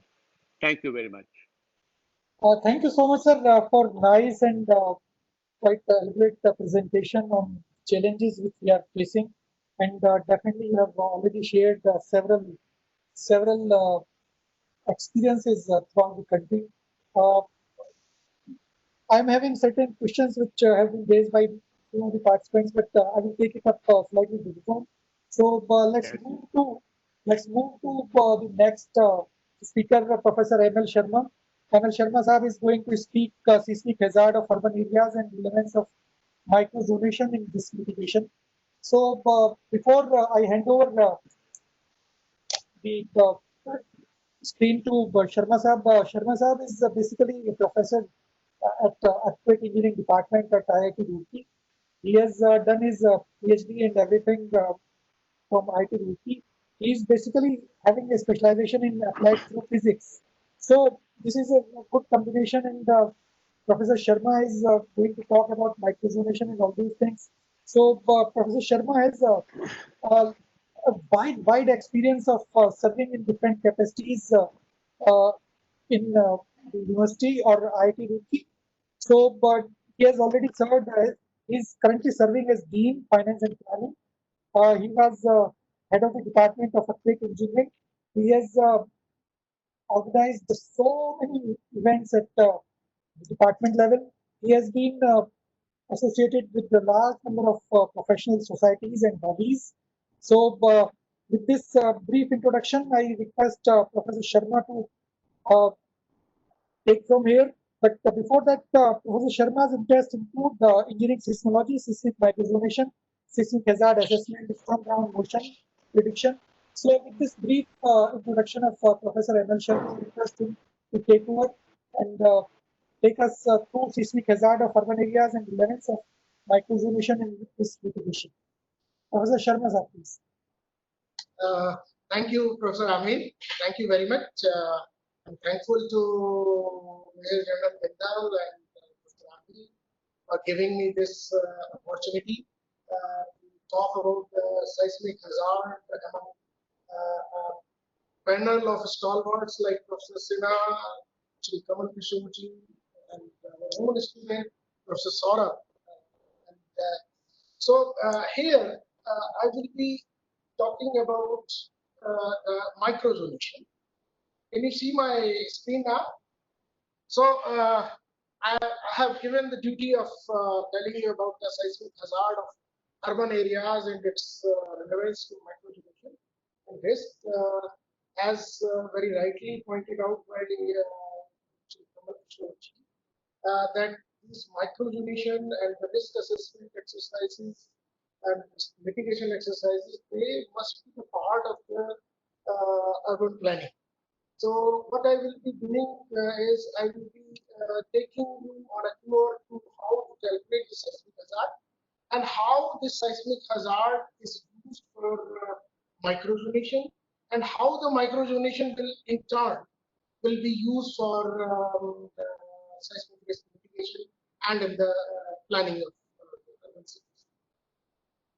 I have taken the example of NCR region, especially because NCR is having all kinds of sources, all kinds of typologies in built environment, all kind of social networking.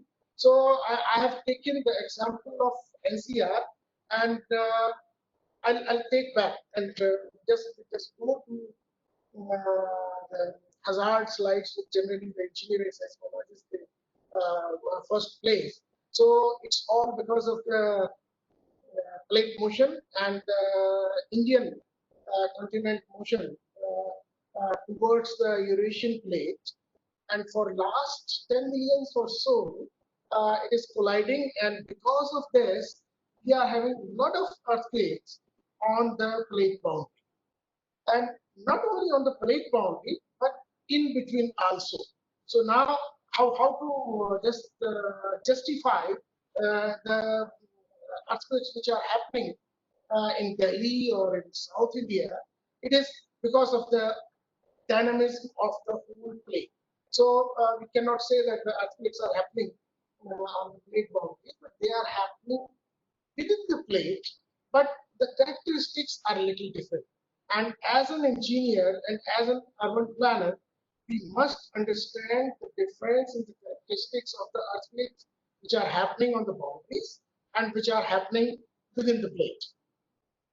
Now, let us come back to the Delhi example. Delhi is somewhere here.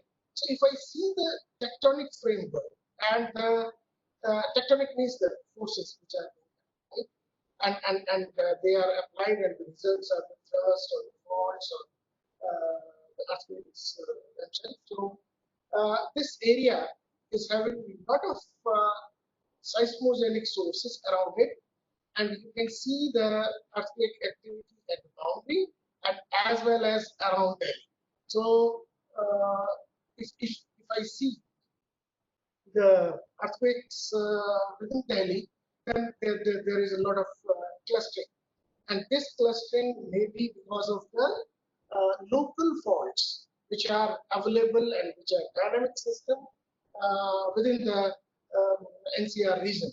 And they may be the ridges like the Delhi Earthquake Ridge or the now Delhi Ridge. They are the secondary ridges which can participate in generating the earthquake. All the faults directly, say for example the Mathura fault, the Sona fault, the Great Boundary Fault, which is near to this, the Muradabad fault. So these are all the fault system which is very near to Delhi, and we can expect the local earthquakes. In addition to the earthquakes from Himalayas, we can expect the local earthquakes also in Delhi. If we see I'm happy to see that we are now having the webinar on the 300th year of Delhi earthquake. Not only Delhi, there were many earthquakes which are around 6 and but less than 7 because of the potential of the seismogenic sources. They cannot sustain a lot of energy, and that energy is released much before they can acquire the energy for a larger earthquake. So these are the earthquakes, and we can say that the Delhi area is quite seismically active. Now, these are the examples which I have just taken to remind you that, say, for example, there is a seismic telemetry network deployed by IMD and now the National Center for Seismology. These are the earthquakes. You can see a lot of blue and red dots, which is between 2001 and 2004. And these beach balls, they are showing us that they are in the different directions. I mean, they are not from the same source, but they are acting in different directions. Somehow, in the last few months, we have been recording many seismic activities. Say, for example, from May to 3rd July, we have recorded almost 15 earthquakes which are happening here around Delhi. And these earthquakes, they are not only recorded by a seismic network, but a network which we have deployed in Himalayas also. This network is called Redevelopment, consisting of 18 stations, and we are getting the real-time online data, and whenever there is earthquake within few seconds, we can give the source parameters of that. So that exercise is also going on. So these are the earthquakes which were reported for last few months, and people are saying that whether the seismic activity has increased or there may be an earthquake of larger magnitude in this area. We should not interpret these things like this, because this is a dynamic system. The faults are interacting with each other, and these are the return periods of these magnitudes 2, 3, 4, 5, and they are statistically done. So for a seismologist, they are happening, of course, frequently, but not exactly giving the interpretation that there may be a large earthquake. It cannot also be denied, because the sources are not studied so much. But it cannot, on the other hand, cannot be said that they are the signals for the large earthquake. Now, to have the seismic hazard means the expected ground motion in time to come in terms of acceleration, velocity, or the response spectrum. But this ground motion which is coming towards Delhi, this is modified by the local soil conditions. And these local soil conditions, they give totally different scenario. What you get if that soil column was not there. And that's my objective in this webinar, to show that seismic microregulation is a very necessary part where it will be giving you the ground motion. Say, for example, if I take the regional study, then the 2% accidents in 50 years may be 0.25 or something like this around Delhi.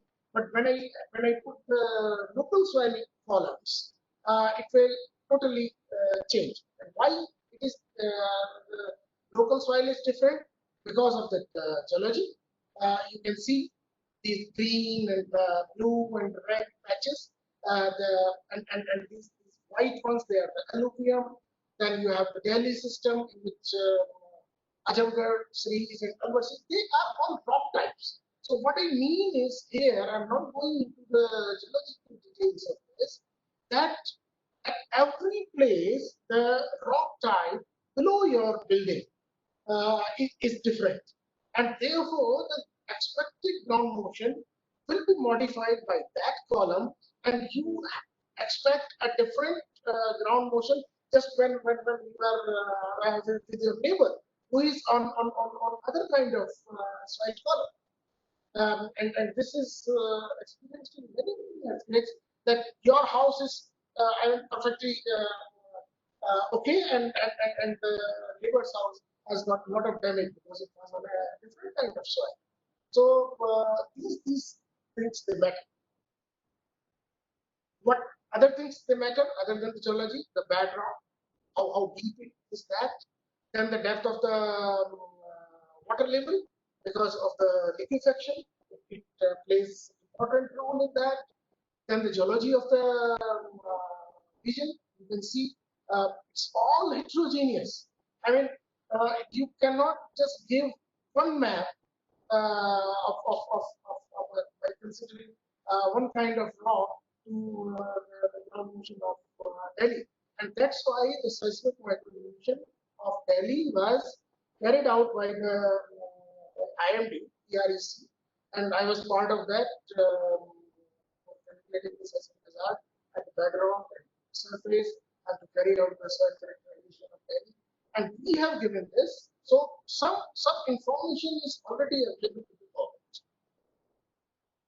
Now, for this Delhi, and let me give you this. This is a schematic diagram which I could make. Please try to understand. These are the Himalayas, where you have a high magnitude sources which can generate low frequencies. So low frequencies will be propagated towards Delhi. This is Delhi Hardwar Ridge, and Delhi Hardwar Ridge, as per the geophysicists or seismologists or those who are working with seismic waves, they say that the guided waves will be there, and there may be a focusing effect, which may give more motion towards Delhi. Then you have the local seismotectonic features. This is the Mathura and Sona fault and Great Mumbai fault, and all those faults which I have told you. then because of the different kind of rock, the soil columns, you have the local amplification. When the seismic wave enters into the softer soil having low velocity, shear wave velocity, there is a lot of amplification. So this amplification will be different on places, and the liquefaction also is calculated by that. Then you have the different typology, different kind of buildings, the heights of the building, their natural period. So all these factors, they are equally responsible for the damage due to the earthquake. Now, why I am saying equally and emphasizing it, because it is the building typology also, and this is the point from where we enter into the city planning, where we enter into the land use planning, where we have different kind of motions. I'll come to that, and we plan for different kind of typology, different kind of land use in the city. This is the backdrop ground motion, and then you consider the Himalayas also, and then you go for the soil amplification. So you consider the ground motion at the backdrop and go for the local soil, not only the local soil, but also the geometrical. Like in Mexico, they have the ridge effect as well as the valley effect. Here you have the basin effect. Now, let me tell you how boldly the other governments are doing and where we stand. And please hear it carefully. See the example of Taiwan. Taiwan, the most, the source which can generate large earthquake, that is available just very near to Taipei city. You have a basin which can amplify like anything. And what they have boldly done, because they have the engineering solutions with that they made the Taipei 101, just to demonstrate that they can go for high-rise buildings and a tower like 101, and they have the engineering solutions. Not only this, they have 4 of their nuclear power plants which are on the Taipei basin. So they have the source like Delhi and Himalaya. They have the Taipei basin like have the alluvium in Delhi, and they have boldly given the engineering solutions to their mega engineering projects like nuclear power plants, and they have shown boldly for the tourists the 101. Why can't we people do that? Now, this is the ground base of ground motion for Delhi, and then now if I amplify this based on the soil columns available with me, you can see this is the PGA at the surface for MC. This is the PGA for the surface at DB, and you can see the difference in the microzones. Now, this is the main slide where you can see that if I go for the ground motion of 0.1 second, 0.3 second, 0.5 second, and 1 second, the scenarios are totally different. And if the scenarios are different and the engineers they understand what's the meaning of 0.1, 0.3, and 0.5 and 1 second in place of the typology of the buildings, they would like to go for places where you do not have the double resonance. So, or a triple resonance, maybe the low frequencies from Himalayas, then the low frequencies from the soil columns, then the low frequencies from the building itself. So this is the slide which is showing the importance of the seismic microdonation to be taken into the land use planning. Now, so based on the seismic microdonation, and this is the general thing that rather than the response-centric approach, we must come to the mitigation and preparedness centering approach, and we must include the seismic microdonation into the city planning. With this, is over, and with the concluding remark that all of us, we are sitting here and enjoying the 300th anniversary of 1720 earthquake. It means the seismic hazard is there. And let me tell you that Japan, will be enjoying the 100th anniversary of their Japanese building ordinance, which they made compulsory in Japan after the 1923 Great Kanto earthquake. Where are we? I mean, in 1923, they have made it compulsory. The government, even USA in 1933, after the Long Beach earthquake, the seismic designs are the mandatory and necessary part of the codal practices and the law. Where are we? So we have to think in this direction also. Thank you very much. Thank you so much, sir, for the nice and wonderful presentation. You are ably let us understand the concept of microzonation, and I hope the participants will be able to understand the concept very clearly. And definitely, there is a need for going for microzonation and integration of microzonation studies into our land use planning thing.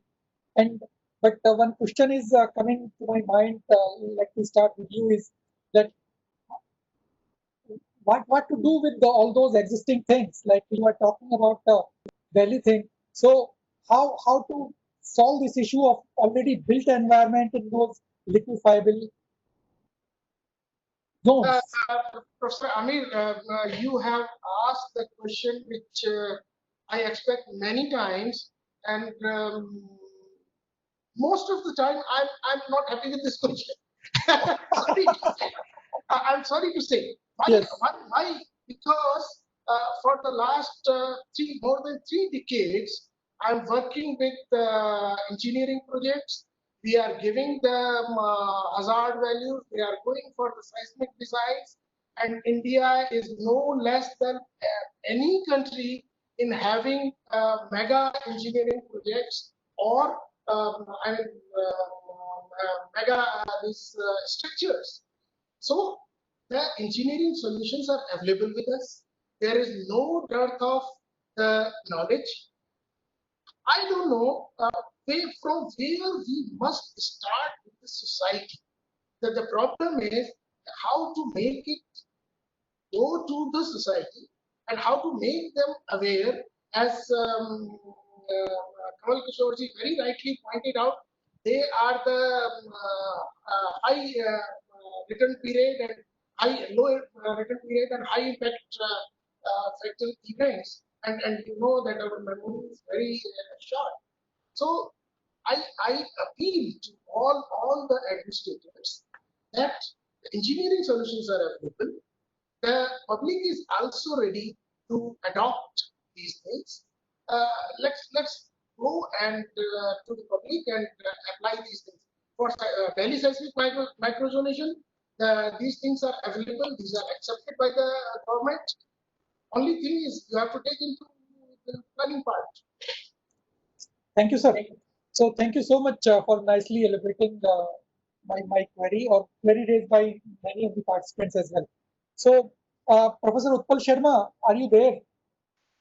Okay, so let's move to Professor Ravi Sinha sir.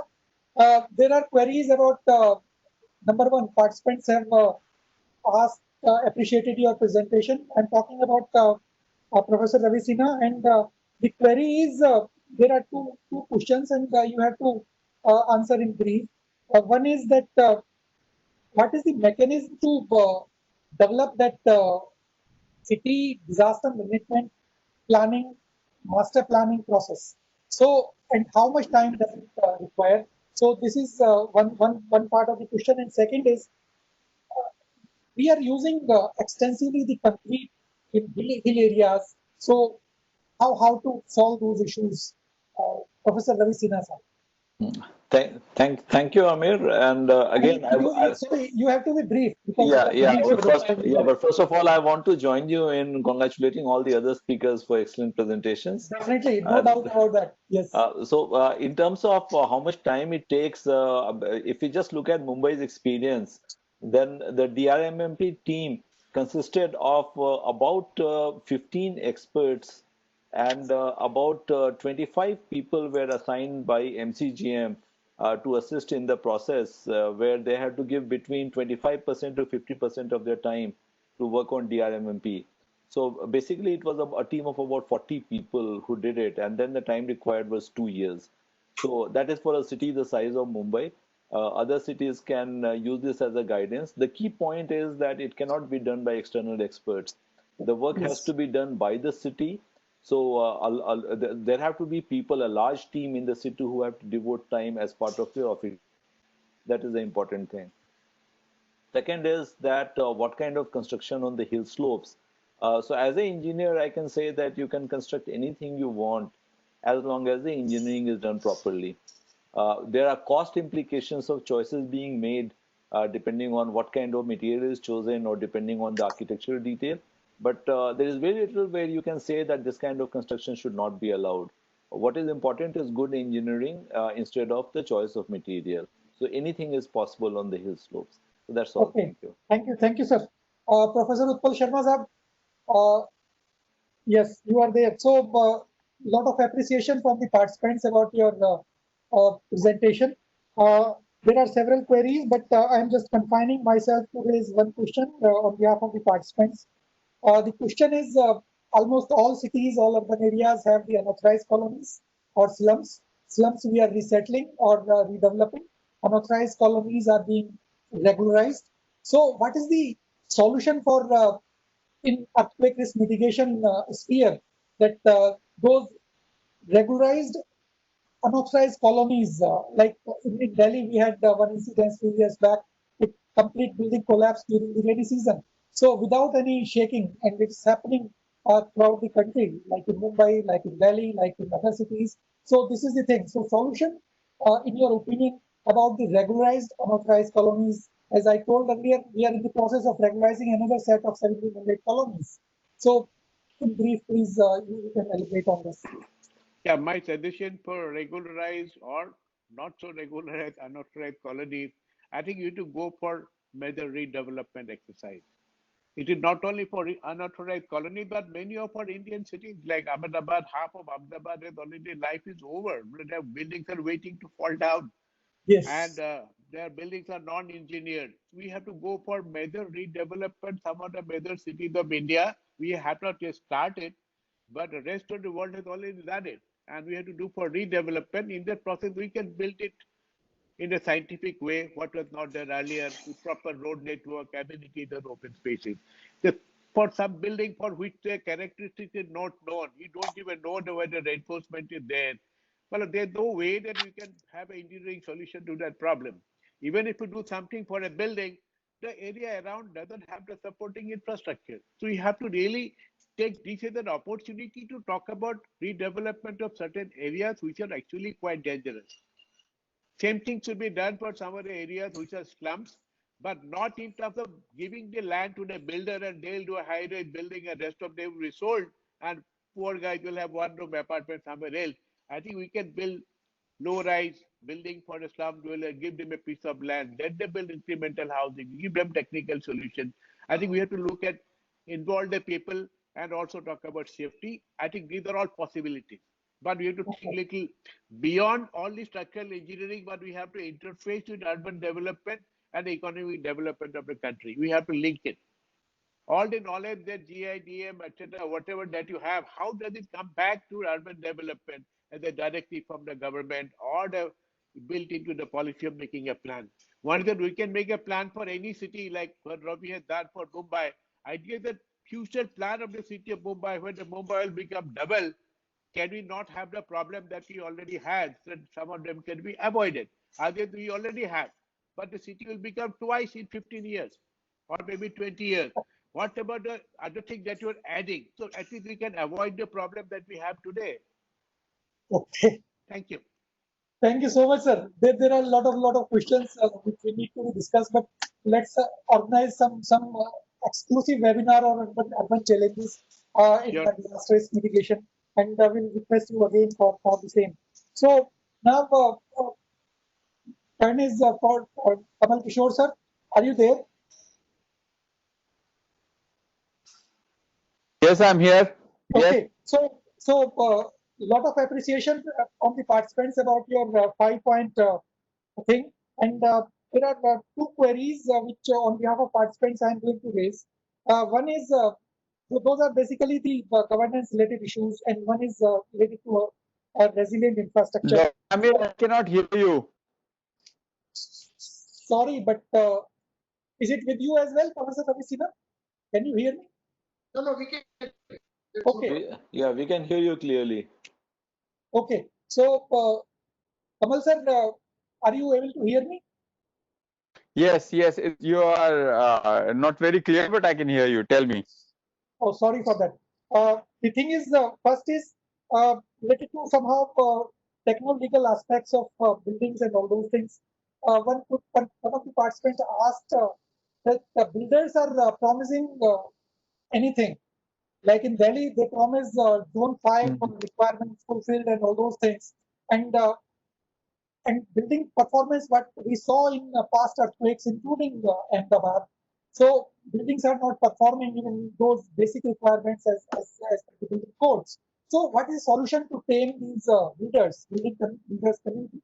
This is number one.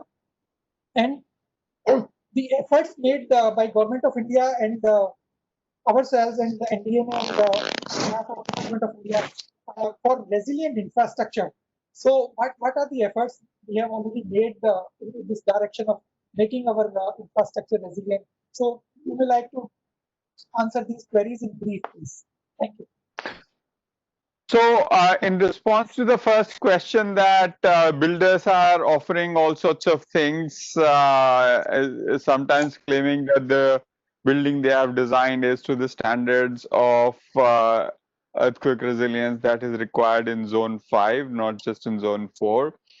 I think there are two ways to look at it. One way to look at it is that, obviously they are not revealing the full information about, if they are doing it, what does it mean?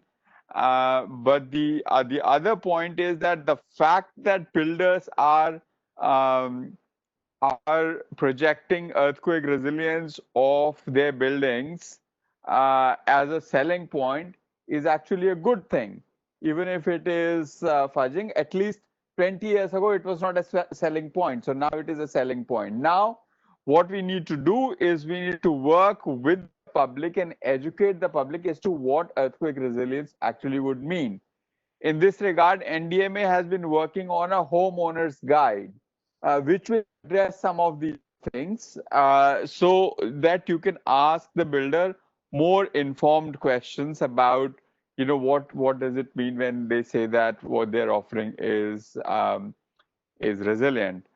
Your second point, as you know, that all our infrastructure is resilient.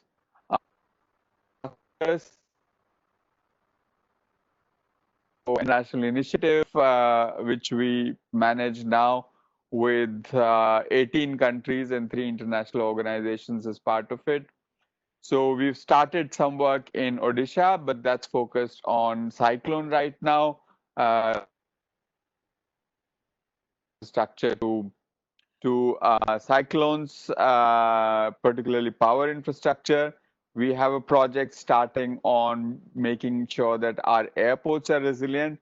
So this is an area which is a priority for the government, and we are taking steps to advance this agenda. Thank you. Thank you so much, sir, for celebrating all these things. So with this, I take this opportunity to conclude our technical part of the webinar, because definitely we are running out of time. So I'm not going to comment a lot, but I request ED, NIDM, to summarize the proceedings and give the closing remarks of this webinar. Thank you, Dr. Amir Ali Khan. It is very difficult to summarize the proceedings because so much has been said and everyone has got a varied presentation, which in itself is a one-day webinar by itself. So I will not even attempt to summarize, but I will like to thank each and every panelist who gave such pertinent points and has given us a lot of things to ponder on. And we, as what Dr. Amir Ali Khan already spoke about, holding for on a particular issue, I think all the speakers, when they gave their presentations, had a totally different type of presentations, which itself we will, I think, hold webinars on. And the 5 points given by Kamal Kishorji were very, very pertinent. And uh, they are the ones which we should always be looking at. And maybe those 5 points by itself will give us fresh topics for the next few webinars that we need to conduct, especially on earthquake risk mitigation. So with this, I thank everyone and Kamal Kishorji also for staying with us, even though we have overshot the time. But since it is a very important matter, that's why I think everyone stayed on. And we had a number of participants, and the comments are also very encouraging. So I thank all the participants for, first of all, patiently listening to this. And I hope they will disseminate whatever they have learned today to wherever their reach is, so that the issue that the people demand, which Kamal Kishorji spoke about, demand by the people, that factor is accentuated, and we are able to capitalize on that issue. Thank you so much, and over to you, Dr. Amirul Khan. Thank you so much, sir, for kind words and everything. So I also take this opportunity to extend my thank you to Executive Director NIDM for providing this opportunity to me for organizing this webinar on a very important topic, and to observe this 300th anniversary of Delhi earthquake, which is quite famous. And since we start preparing, a lot of people start talking about that earthquake, and a lot of activities has been generated at Delhi level. So let's continue our this momentum of observing this earthquake 300th anniversary of this earthquake, and continue organizing few of the webinars in this series. So we will continue on this issue. So this is one thing. So thank you so much, sir, for allowing us to organize this webinar, and encouraging us to take up webinars like this. So any webinar is not successful without speakers. So I take this opportunity to thank all the speakers for wonderful presentations, deliberations, and guiding us in making this webinar a success. Dr. Saurabh Shrivankar definitely did a good research on about that earthquake of 1720. So thank you so much, Saurabh Saab, for wonderful and nice presentation. Ravi Sinha Saab gave a presentation on earthquake risk in urban areas, and he presented that Mumbai case study. So, sir, thank you so much for making us aware about the disaster management plan, master plan for Mumbai. So, you are a guiding force for NIDM, so we will continue interacting with you as well. Professor Utpal Sharma Saab is a stalwart in his area of expertise, and sir, definitely, as I told earlier, and he is already consented to that, we may definitely going to organize few more webinars on those urban challenges in disaster risk mitigation. And thank you so much, sir, for everything. Evan Sharma Saab, your area is the critical and backbone for urban planning and making. So your services will definitely be required in future as well. So thank you so much for spending time and guiding us in this. So Kamal Kishore is always a guiding force for NIDM and all the faculty members at the institute. So we are grateful to him for sparing that much of time and giving those leadways 5 points for future earthquake risk mitigation in urban context. So thank you so much, sir, for everything. You are definitely a guiding force for all of us at the institute level. So thank you so much. In addition to the speakers, we have NIDM team working behind the screen. So Yogita and Balaji, especially Balaji, is working for quite some time. So thank you to the entire team of NIDM for facilitating this webinar. And last but not least, once again, I thank the NIDM for permitting, allowing us to hold this webinar. Thank you to all. And with this, we come to the end of this webinar, and let's close this